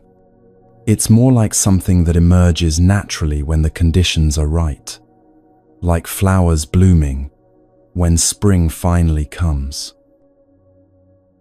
The Buddha called it upekkha, equanimity, the fourth of the Brahma Viharas, the sublime attitudes. The first three sublime attitudes are easier to understand: loving, kindness, compassion, and sympathetic joy. We know what it means to wish others well, to feel for those who suffer, to rejoice in others' happiness. But equanimity is more subtle, more easily misunderstood. Many people think equanimity means indifference, not caring what happens, being cold, detached, unmoved by the suffering of the world. But this isn't what the Buddha taught at all. Equanimity is not indifference. It's balanced concern. It's caring deeply about all beings while remaining stable in the face of the 8 worldly winds that constantly blow through every human life. The 8 worldly winds. The Buddha taught about these in the Lokavipatti Sutta. They come in 4 pairs and they never stop blowing. Praise and blame, gain and loss, fame and disrepute, pleasure and pain. These 8 conditions are constantly arising in everyone's life.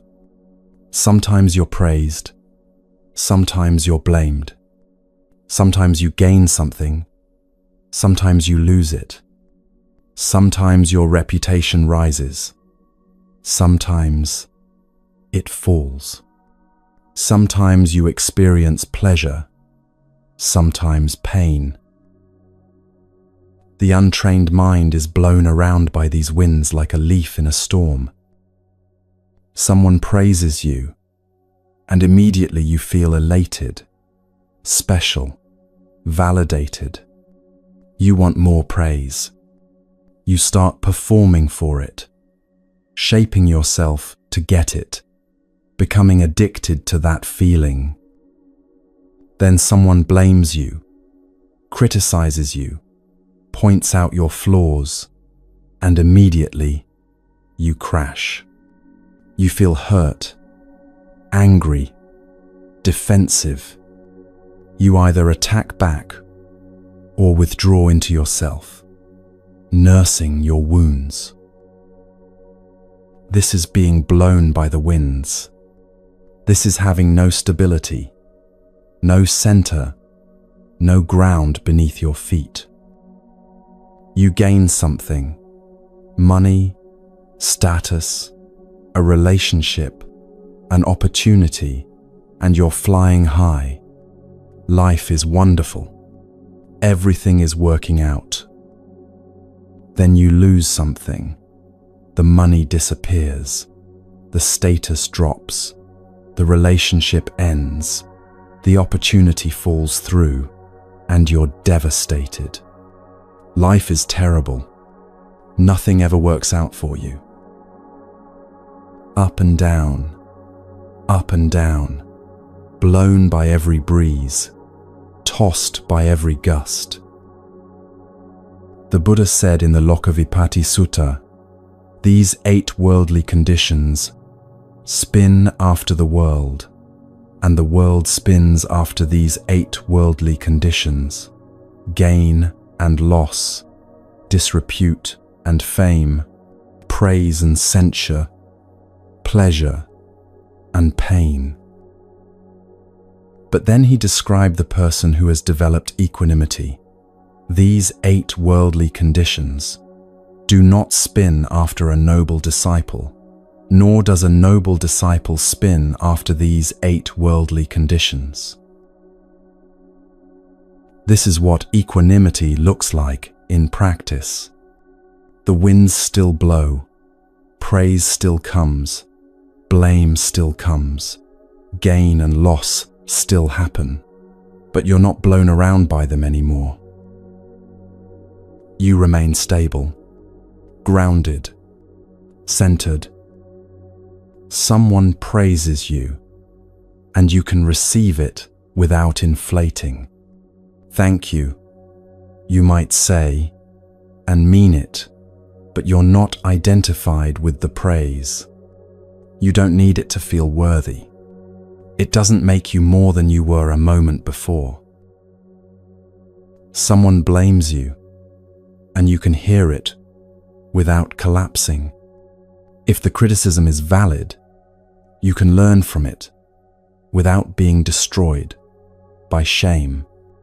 If it's not valid, you can let it pass without needing to defend yourself aggressively. This is equanimity. Not that you don't feel anything, but that you're not thrown off center by what you feel. You gain something, and you can enjoy it without clinging. You appreciate it while it's here, but you're not building your entire sense of security on it. You lose something, and you can grieve it without being destroyed. You feel the loss, you acknowledge the pain, but you're not shattered because you never believed the thing you lost was permanent in the first place. This quality, this unshakable stability in the midst of constant change, this is the crown of the sublime attitudes. But here's what's important to understand. You can't think your way to equanimity. You can understand the concept intellectually. You can memorize the 8 worldly winds. You can tell yourself, I should be more equanimous. But none of that creates actual equanimity. Equanimity is not a belief. It's a capacity, a quality of mind that must be trained through practice.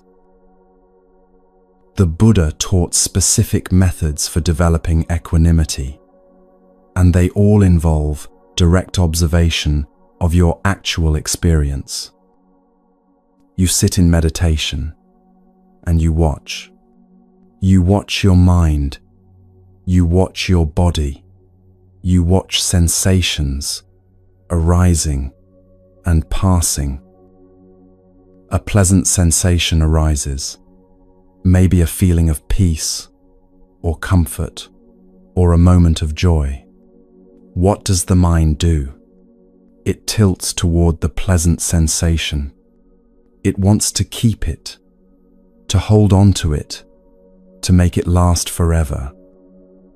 You notice this tilt. You observe it without judgment. The mind is leaning toward pleasure. An unpleasant sensation arises, maybe discomfort in your knee, or an itch, or a difficult emotion. What does the mind do? It tilts away from the unpleasant sensation. It wants to push it away, to make it stop, to escape from it. You notice this tilt. You observe it without judgment. The mind is leaning away from pain. And then, and this is the training, you gently bring the mind back to center. Not forcing, not straining, just returning to balance.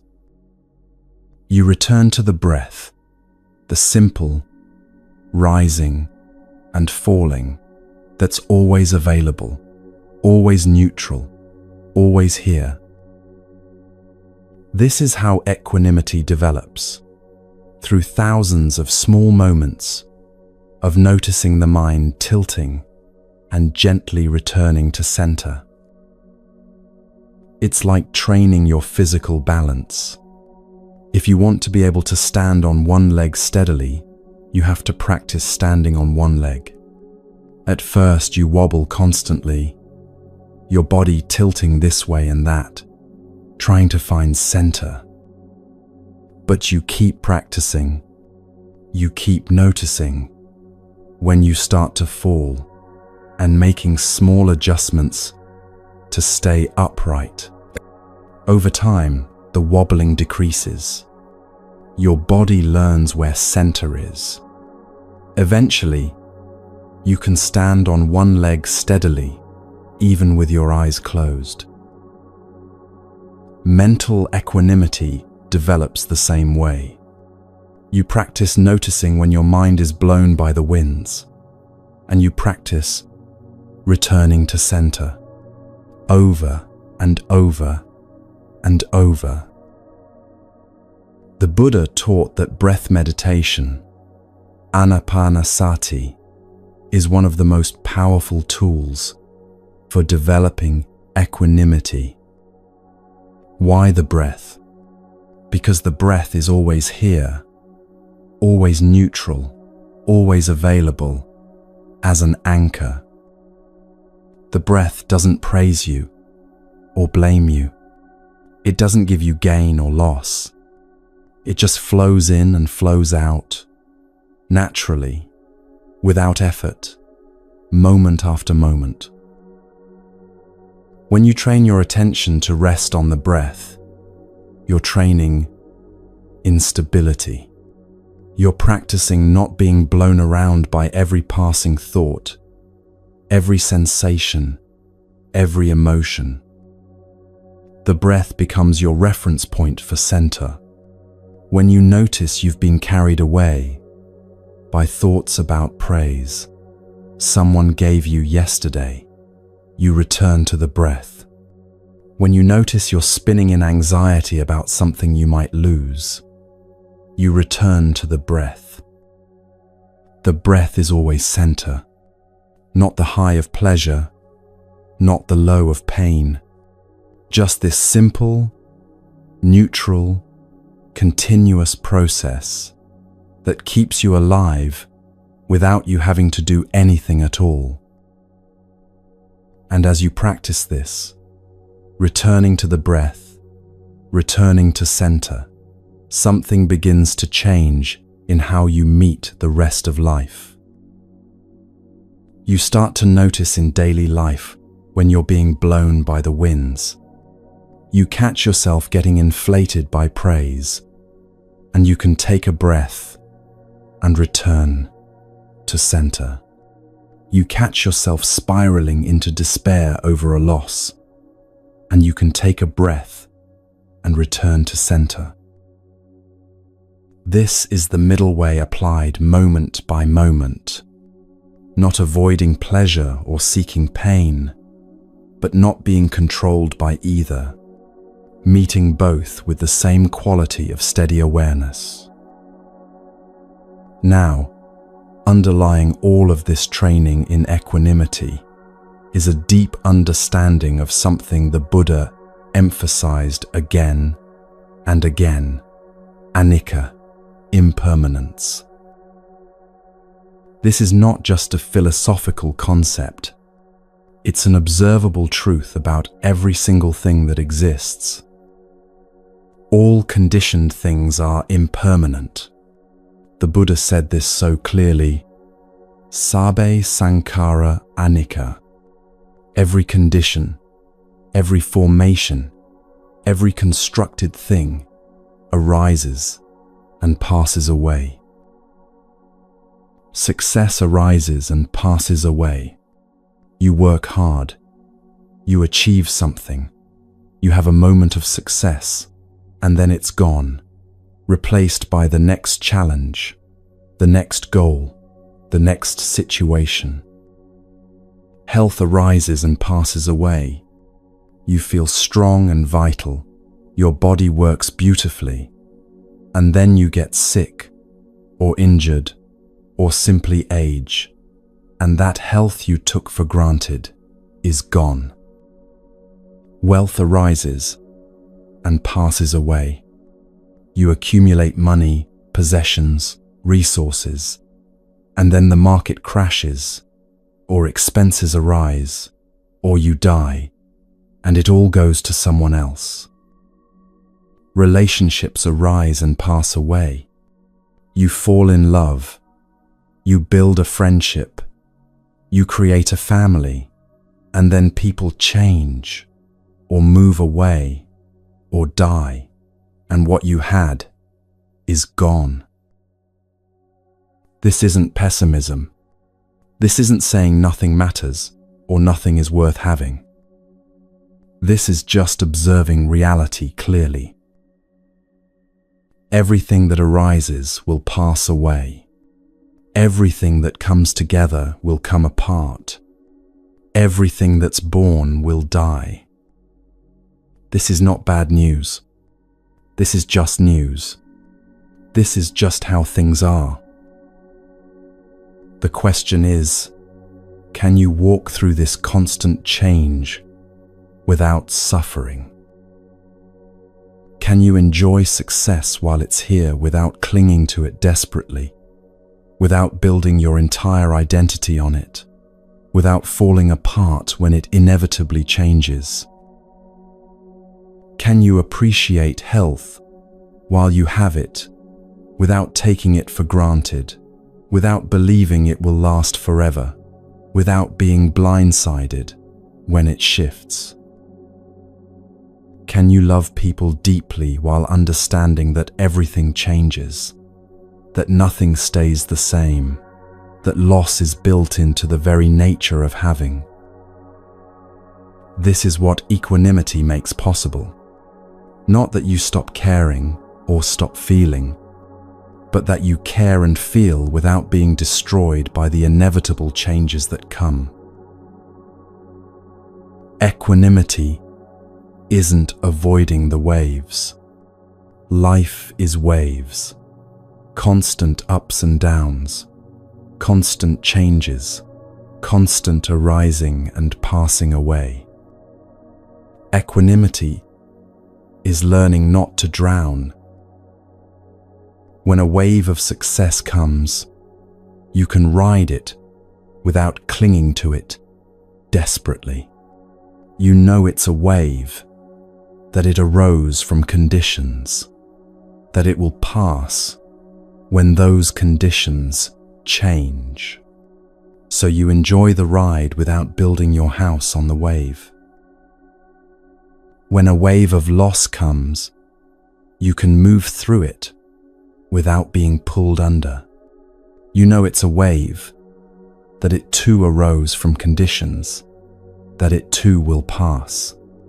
So you feel the grief or disappointment or pain without believing it will last forever. The Buddha used the metaphor of the ocean.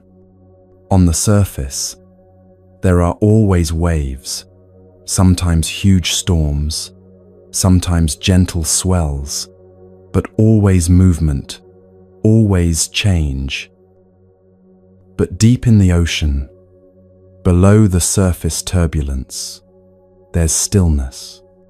The waves on the surface don't disturb the depths.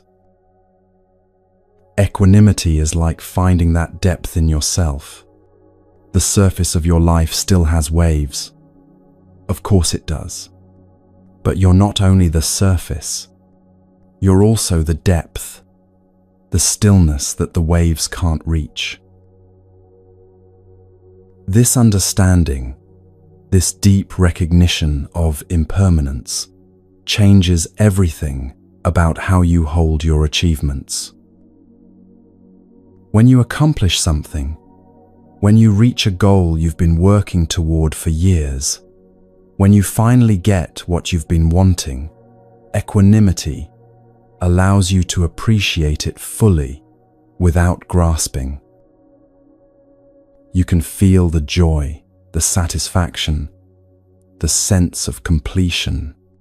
But underneath that feeling, there's a knowing, this too is impermanent. This too arose from conditions and will change when conditions change. This knowing doesn't diminish the joy. If anything, it makes it richer, more poignant, more precious.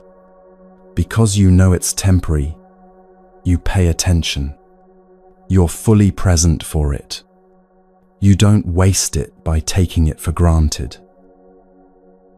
And then, when conditions change, as they always do, when the achievement becomes old news, when the next challenge arises, when what you accomplished yesterday is no longer relevant today, you can let it go without suffering.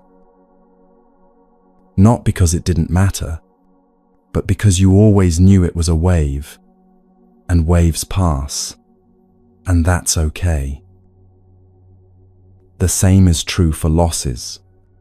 When you lose something, a job, a relationship, your health, a loved one, equanimity doesn't make the loss hurt less. But it allows you to move through the hurt without being destroyed by it. You feel the grief fully. You honor what was lost. You give yourself time and space to heal. But underneath the grief, there's a knowing. This too is impermanent. This pain arose from conditions and will change when conditions change. Loss is real, but it's not the end of everything. This is why the Buddha taught that understanding impermanence is essential. Not so you become cold, or detached, or uncaring, but so you can engage fully with life without being constantly thrown by its changes. When you deeply understand that everything changes, you stop expecting things to stay the same. You stop being shocked and devastated every time something ends, or transforms, or disappears. You know this is how life works. Arising and passing, appearing and disappearing, coming together and coming apart. This is the nature of all conditioned things. And in that understanding, there's a profound freedom. You're not fighting reality anymore. You're not demanding that things be different than they are. You're not spending your energy trying to make the impermanent permanent, trying to stop waves from being waves. Instead, you're living in harmony with how things actually are. You're meeting each moment as it comes, each change as it arises, with steady awareness and a balanced heart. This doesn't mean you become passive or stop caring about outcomes. You still work hard, you still set goals, you still try to create good things in your life and in the world. But you do it all from a place of stability rather than desperation. You act wisely and skillfully, but you're not attached to controlling outcomes that can never be fully controlled. You plant seeds, you water them, you tend the garden, but you know you're not in control of whether the seeds sprout, how the weather will be, what the harvest will bring. You do your part, and then you meet whatever arises with equanimity. This is the wisdom the Buddha taught, that you can have preferences without being enslaved by them, that you can work toward goals without being destroyed when things don't go as planned, that you can love deeply without being shattered by inevitable loss. Equanimity is the quality that makes all of this possible. It's the unshakable center that remains steady while everything else changes. It's what allows you to hear praise and blame with the same steady awareness, not puffing up with the praise, not collapsing with the blame, just hearing both as passing sounds, like wind moving through trees. It's what allows you to experience gain and loss with the same balanced heart. Not clinging desperately to what you have, not falling apart when it goes, just recognizing both as part of the natural flow of things. It's what allows you to move through fame and disrepute with the same inner stability, not building your identity on what others think of you, whether they're praising you or disparaging you. It's what allows you to feel pleasure and pain with the same clear awareness, not chasing after every pleasure, not running from every pain, just experiencing both as sensations that arise and pass like everything else. This is the freedom the Buddha pointed to, not freedom from feeling or caring, but freedom from being blown around by every passing condition, every change, every up and down of ordinary human life. And it's available to anyone willing to train, through meditation, through observing impermanence, through patient practice of returning to center again and again and again,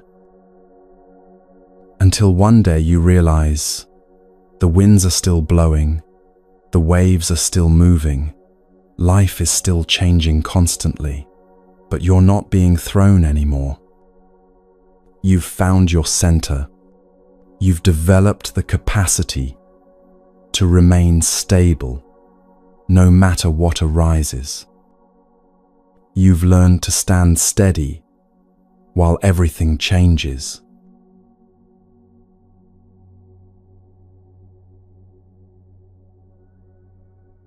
There's a teaching at the very heart of Buddhism that most people find deeply unsettling when they first encounter it.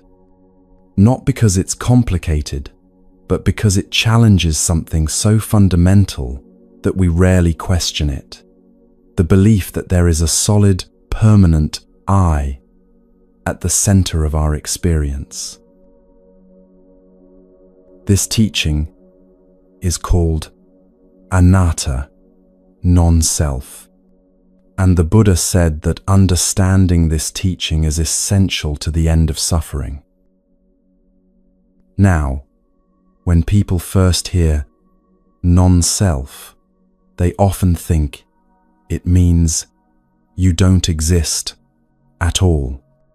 They imagine it's some kind of nihilistic philosophy that says nothing is real, nothing matters. You're just an illusion. But that's not what the Buddha taught. That's not what anatta means. The Buddha was very practical, very precise. He didn't deal in abstract philosophy for its own sake. He taught things that directly address suffering and its end. So when he taught about non-self, he taught it in a very specific way. He asked, "Where is this self you believe in? Can you find it?" In the Anattalakkhana Sutta, one of the Buddha's most important teachings, he broke down human experience into 5 components, the 5 aggregates, or khandhas. First, there's form, rupa. This is your physical body, matter, the stuff you're made of. Second, there's feeling, vedana, the basic quality of experience as pleasant, unpleasant, or neutral. Third, there's perception, sanya, recognition, the ability to identify and label what you're experiencing. Fourth, there are mental formations, sankhara, thoughts, emotions, intentions, all the activity of mind. Fifth, there's consciousness, vijnana, the basic awareness, that allows you to know anything at all. The Buddha said, "Look at each of these carefully. Is any one of them you? Take the body. Is the body you?" It seems like a reasonable answer at first. But look closer. The body is constantly changing. Cells are dying and being born every moment. The body you had 10 years ago is mostly gone, replaced by different matter. Which body is you? The one from childhood? The one right now? The one you'll have in 20 years? And can you control the body completely? Can you tell your body not to age? Not to get sick? Not to die? The Buddha said, if the body were truly self, it would not lead to affliction, and you would be able to command it, "Let my body be thus. Let my body not be thus." But you can't. The body follows its own nature, subject to conditions beyond your control. So the body is not self. It's more accurate to say the body is a process, a temporary configuration of matter that's constantly changing, that arose from conditions and will dissolve when those conditions change.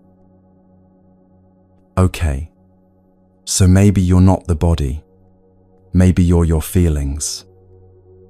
But feelings are even more obviously impermanent. They arise and pass away constantly. Pleasant feeling, unpleasant feeling, neutral feeling, they come and go like weather. Which feeling is you? The happiness you felt this morning, the irritation you felt an hour ago, the peace you're feeling right now? All of these feelings arise based on conditions. What you ate, how you slept, what someone said, what thought passed through your mind. They come, they stay briefly, they go. If feeling were self, you could control it completely. You could decide to be happy and stay happy forever. But you can't. Feelings arise and pass based on conditions. The same is true for perception, for mental formations, for consciousness itself. Each aggregate arises based on conditions, changes constantly, and cannot be controlled absolutely. The Buddha said clearly in the Anatta Lakkhana Sutta, form is not self. If form were self, form would not lead to affliction, and it would be possible regarding form.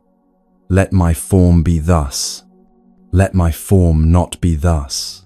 But because form is not self, form leads to affliction, and it is not possible regarding form. Let my form be thus. Let my form not be thus. And he said the same about each of the other 4 aggregates. So if none of the 5 aggregates are self, where is the self? This is the question the Buddha wanted you to investigate directly in your own experience. Not to believe blindly, not to accept as philosophy, but to look carefully and see for yourself. When you say, "I am successful," what is that I? Is it the body that went to work? Is it the feelings of satisfaction? Is it the perception of success? Is it the thoughts about achievement? Is it consciousness aware of all of this? All of these things are present in the experience of success. But which one is the I that is successful? And here's where the suffering comes in. When you identify with success, when you believe, "I am successful," what happens when the success fades. Because it will fade. Success is a condition, and all conditions are impermanent. The success that exists today arose from certain conditions: hard work, opportunity, timing, countless factors. When those conditions change, the success changes or disappears. If you've built your sense of self on that success, if you believe, "I am successful," at a deep level, then when the success fades, what happens to the I? It feels like you're disappearing, like you're losing yourself, like you're becoming nothing. This creates tremendous suffering. But if you understand that success is just a temporary condition that arose and will pass, if you understand that it's not who you are, but something you temporarily experienced, then, when it changes, you're still here. There's sadness maybe, or disappointment, but not the existential crisis of self-dissolution. This is what the Buddha meant by non-self. Not that you don't exist, but that what you are is not what you think you are. You're not a solid, permanent, independent self that possesses experiences. You're more like a process, a flow, an ever-changing pattern of conditions arising and passing away. And this understanding, this is liberation. Because when you stop identifying with what changes, when you stop clinging to temporary conditions as if they define you, you stop creating the suffering that comes from loss. This teaching isn't nihilism. It's not saying nothing matters or you should stop caring about your life. It's offering freedom from a false refuge. The false refuge of believing that if you can just achieve enough, acquire enough, become enough, you'll finally feel solid and secure and permanent. That's the trap.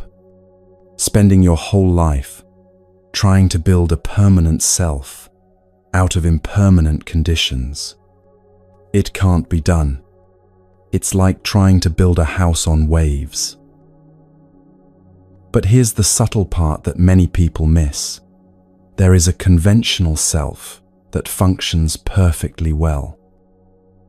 You have a name, a body, a personality, a history, relationships, responsibilities. All of this exists conventionally. It's useful, necessary even, for functioning in the world. The Buddha never said to deny or destroy the conventional self. He used his own name. He had disciples who knew him as a person. He ate and slept and taught. What he said was, don't mistake the conventional self for an ultimate, unchanging reality. Don't cling to it as if it were solid and permanent. Think of it like this. In a movie, there are characters. The characters have names, personalities, relationships. They seem real within the movie, but they're actually just patterns of light on a screen, pixels arranged in a certain way. The conventional self is like the character. The ultimate reality is more like the pixels, just conditions arising and passing, no solid entity there. But you don't need to stop enjoying the movie. You can engage with the story, care about the characters, follow the plot. You just don't forget that it's a movie. This is skillful engagement without clinging, living fully, caring deeply, but not grasping at a solid self that doesn't actually exist. When wealth comes, you can appreciate it and use it wisely.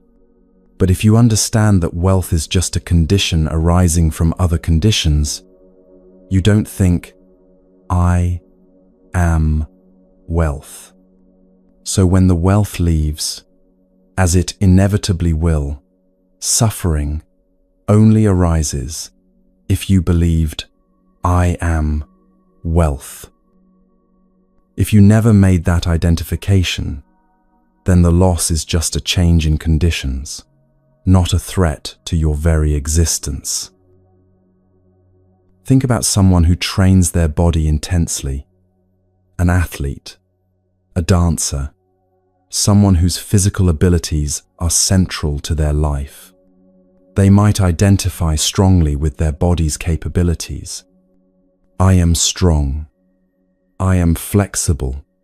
I am fast. Then the body ages. Inevitably, it ages.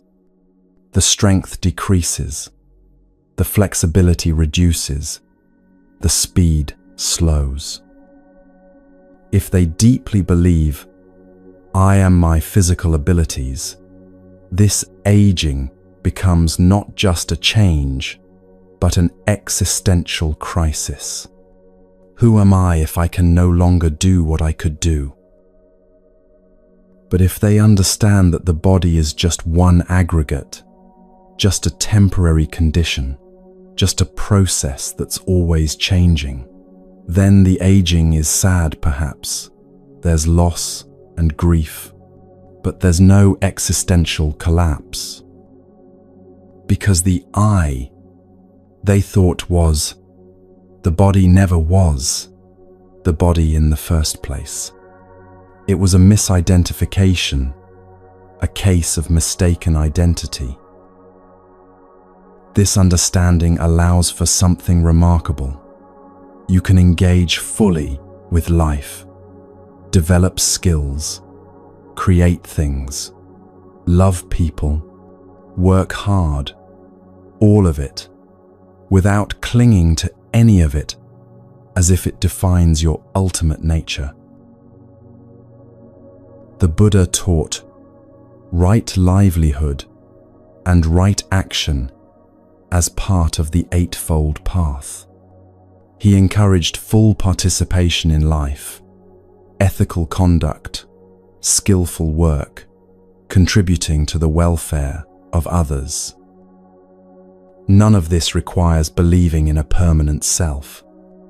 In fact, it's easier to do when you're not burdened by self-clinging. You can express kindness without needing to be a kind person. You can work skillfully without needing to be a successful person. You can create beautiful things without needing to be a creative person. You just do it. Kindness arises, so you express it. Skill develops, so you use it. Creativity flows, so you create. No claim of ownership, no grasping at identity, just appropriate response to conditions. In Zen Buddhism, there's an aspiration that comes from this understanding, the bodhisattva, aspiration to work for the liberation of all beings. But notice, it's not, I will save all beings. It's more like, liberation happens, and it can happen through this body, mind, through these conditions, for the benefit of others. Responsible action without, I am the doer. This might sound abstract, but it shows up in very practical ways. When you do something helpful, and don't need credit for it. That's non-self in action. When you fail at something and don't collapse into, I am a failure, that's non-self protecting you from unnecessary suffering. When you can hold your achievements lightly, appreciating them without building your identity on them, that's wisdom about non-self. When you can receive criticism without feeling like your entire existence is threatened, that's freedom from self-clinging. The Buddha taught this not as a metaphysical theory to believe in, but as something to investigate, to test, to understand through direct experience. Try looking for the self right now. Is it in your body, your feelings, your thoughts, your awareness? Or is there just a process happening, breathing, sensing, thinking, knowing, with no separate I that owns it all? This investigation isn't meant to make you feel like you're disappearing or becoming nothing. It's meant to free you from the exhausting project of trying to construct and maintain a solid self out of conditions that are always changing. You can relax. You don't have to hold yourself together. You were never separate in the first place. You're part of the flow of life, not separate from it. Conditions arising and passing moment by moment, with no need for a permanent I to make it all mean something. The meaning is in the living itself, in responding skillfully to what arises, in reducing suffering where you can, in expressing wisdom and compassion through these temporary conditions called your body and mind. This is what the Buddha discovered and taught, that the end of suffering comes not from building up the self, not from making it bigger or better or more permanent, but from seeing through the illusion of self entirely. And in that seeing, there's profound peace, because you're no longer trying to protect something that was never there in the first place. You're no longer afraid of losing what you never really had. There's just this moment, these conditions, this opportunity to respond with wisdom and care. No solid self to defend, no permanent identity to maintain, no I that needs the world to be a certain way in order to survive. Just life living itself through this particular form, for however long these conditions persist. This is the freedom the Buddha pointed to.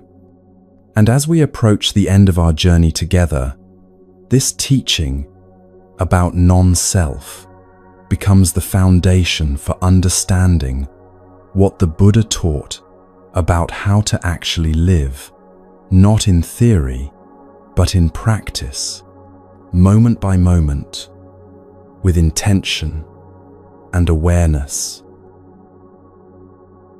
Because if there's no solid self to protect, what is there to do?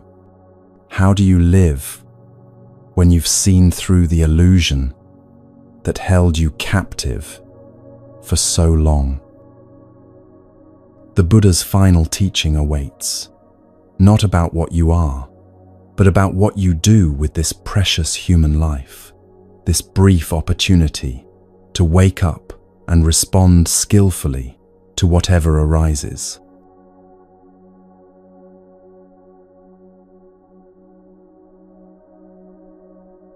If you've been following this journey through the Buddha's teachings, you've seen how ethical conduct creates stability, how effort needs balance, how equanimity emerges from practice, how the self you protect isn't what you think it is. But now comes the question that matters most. With all this understanding, how do you actually live? The Buddha taught that everything begins with intention, samma sankappa, in the ancient language, right intention, the second factor of the Noble Eightfold Path. This comes right after right view, and that's not accidental. First, you see clearly. You understand suffering, its origin, its cessation, and the path. Then, based on that clear seeing, you form intentions about how to live. But intention in Buddhism isn't just having good wishes or making plans. It's much more fundamental than that. Intention is what shapes the quality of every single action you take. It's what lies beneath your words, your choices, your responses to life. It's the difference between two people doing the exact same action with completely different results. The Buddha taught 3 specific intentions that should guide a practitioner's life. The first is the intention of renunciation, nekkhamma. Now, this word can sound harsh or extreme, like you're supposed to give up everything and live in a cave. But renunciation here means something more subtle. It means the intention to let go, to not grasp, to turn away from what creates suffering. Every day you're faced with choices. Pursue this pleasure or let it go. Cling to this possession or hold it lightly. Chase this desire or recognize it and release it. The intention of renunciation guides you toward letting go rather than grasping. This doesn't mean you can't enjoy things or have things. It means you check the quality of your holding. Are you grasping desperately or appreciating lightly? That difference is everything. The second intention is goodwill, abhyapada, which literally means non-ill will. It's the intention to wish others well, to want their happiness, to meet others with kindness rather than hostility. This intention operates even in difficult moments. Someone cuts you off in traffic, and there's a split second before you react. In that split second, what's your intention? To curse them, to wish them harm, to carry irritation, or to recognize they're human, probably stressed, definitely not trying to ruin your day. The intention of goodwill doesn't mean you never feel anger or frustration. It means that underneath those passing feelings, there's a deeper intention not to harm, not to wish suffering on others. The third intention is harmlessness, avihimsa. This is the positive expression of the first precept about not killing. It's the intention to move through life, causing as little harm as possible, protecting rather than destroying, healing rather than wounding. This intention extends to all beings, not just people you like or find easy to be around. It means checking your actions, your words, even your thoughts, for their potential to cause harm. Now, here's what makes these intentions so powerful. They shape everything, even when you're not consciously thinking about them. When these three intentions are established in your mind through practice, they become like an underlying current that moves all your actions in a wholesome direction. But you have to investigate your intentions, especially at the beginning. The mind is skilled at hiding real motivations behind acceptable sounding justifications. You might think you're acting from kindness when you're actually trying to be liked. You might think you're being honest when you're actually trying to hurt someone with truth as a weapon.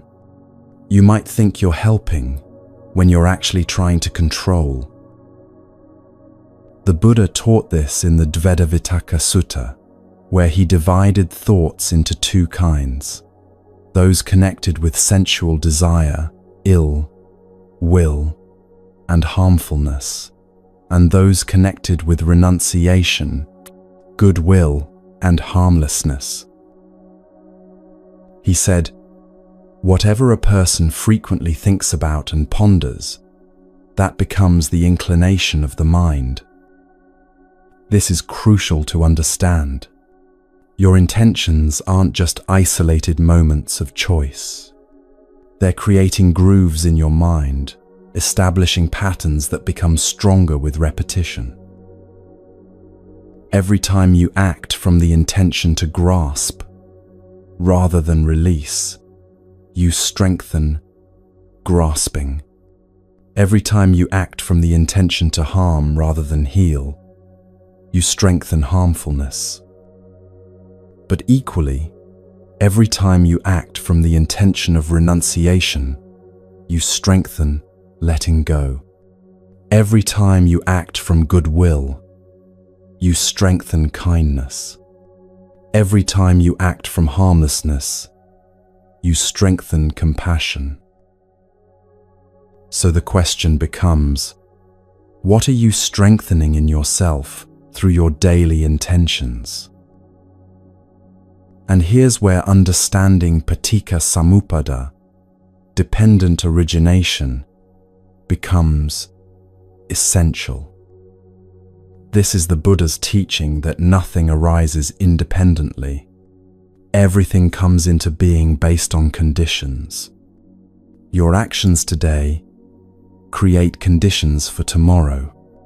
The intentions you hold now shape the intentions that will arise later. This isn't mystical or abstract. It's observable in everyday life. If you spend your morning scrolling through outrage on social media, what intention gets strengthened? Probably irritation, judgment, reactivity. Then you go into your day already primed for conflict, already tilted towards seeing what's wrong. But if you spend your morning in meditation, or in quiet reflection, or simply moving slowly with awareness, what gets strengthened? Probably calm, clarity, presence. Then you go into your day from a different place entirely. Your actions arise from conditions, what you did before, what you're exposed to, what you've been practicing, and your actions create conditions for your next action, for your mental state, for how others respond to you, for the world around you.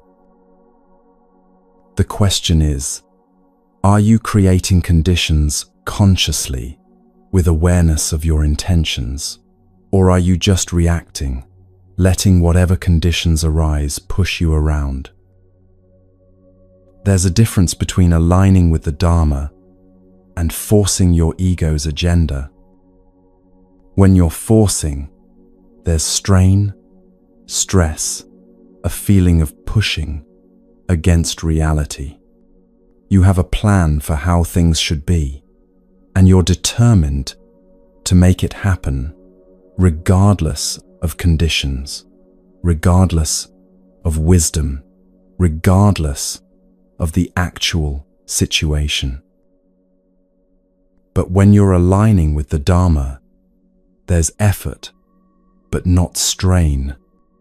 There's action, but not forcing. You're working with conditions rather than against them. This doesn't mean being passive or giving up on goals. It means recognizing that results arise when causes and conditions ripen, not when you desperately demand them. In monastic communities, teachers sometimes see practitioners who exhaust themselves trying to force awakening, trying to control their progress, trying to make things happen on their timeline. But there's often a moment when something shifts. The practitioner stops forcing and starts simply practicing, following the precepts, sitting in meditation, studying the teachings, serving the community, just doing what's in front of them with right intention, without grasping at outcomes. And often, that's when real progress happens. Not because they stopped trying, but because they stopped trying to control what can't be controlled. They aligned their actions with the Dharma and trusted the process. This is walking the path with open hands. You hold your intentions clearly: renunciation, goodwill, harmlessness. You take action based on those intentions, but you don't clench your fists around specific outcomes. You trust the Dharma more than you trust your plan.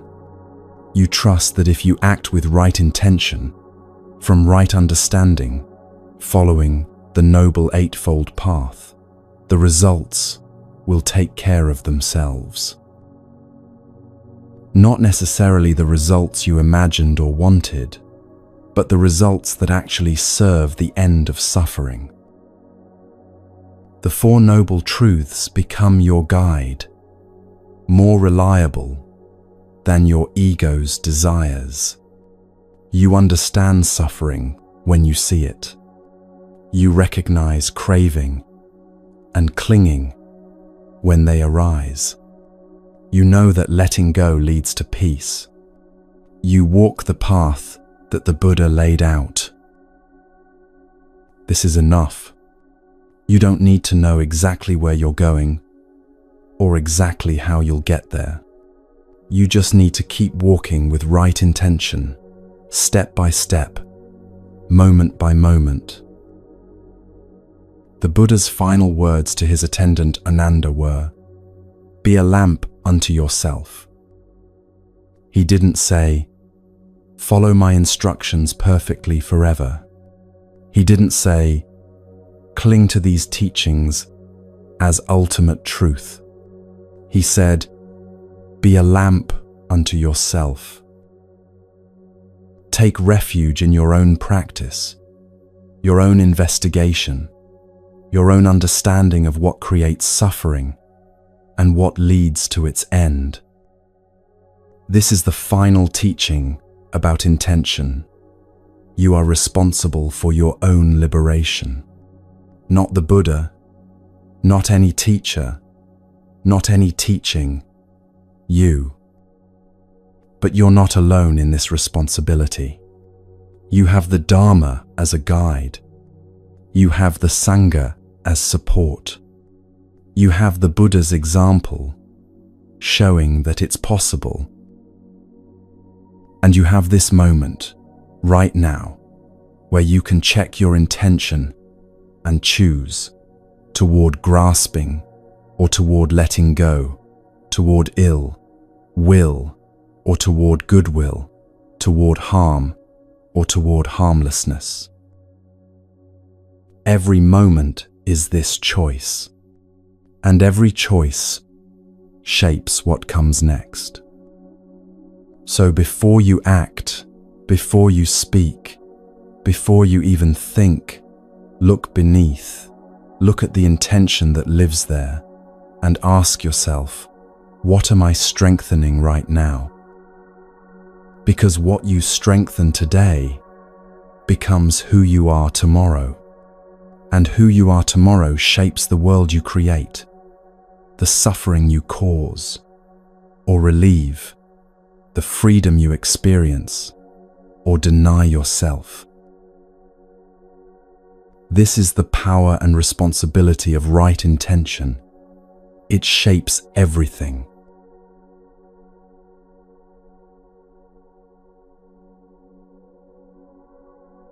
Remember the question from the beginning. Where are you standing right now? 3 hours have passed, and the question hasn't changed, but perhaps your seeing has. As this new year begins, you don't need transformation. That's just another form of grasping, another project for a self that cannot be found. What happened here, if anything, was unveiling. The peace you're seeking was always available. The strength you need was always within you. You just stopped long enough to notice.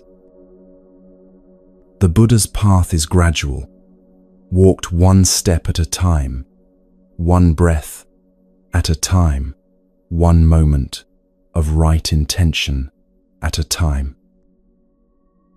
So don't make this complicated. 5 minutes of meditation tomorrow morning, that's all. One precept followed carefully this week. 1 moment of pausing before you speak to check your intention today. Discipline, then peace, then wisdom, each supporting the next, each growing naturally when conditions are right. The Buddha said, "The journey of 1,000 miles begins with a single step." And that step, it begins tomorrow. When your alarm rings, when you choose to rise with intention, when you face this new year, not with fear, but with clarity. You take refuge in the Buddha who showed the way, the Dharma that guides the path, the Sangha that walks beside you. You're not alone in this. Millions of practitioners across thousands of years have walked exactly where you're walking now. May all beings be free from suffering. May this new year bring you peace, clarity, and the courage to walk your path with an open heart. The path begins with the step you take tomorrow.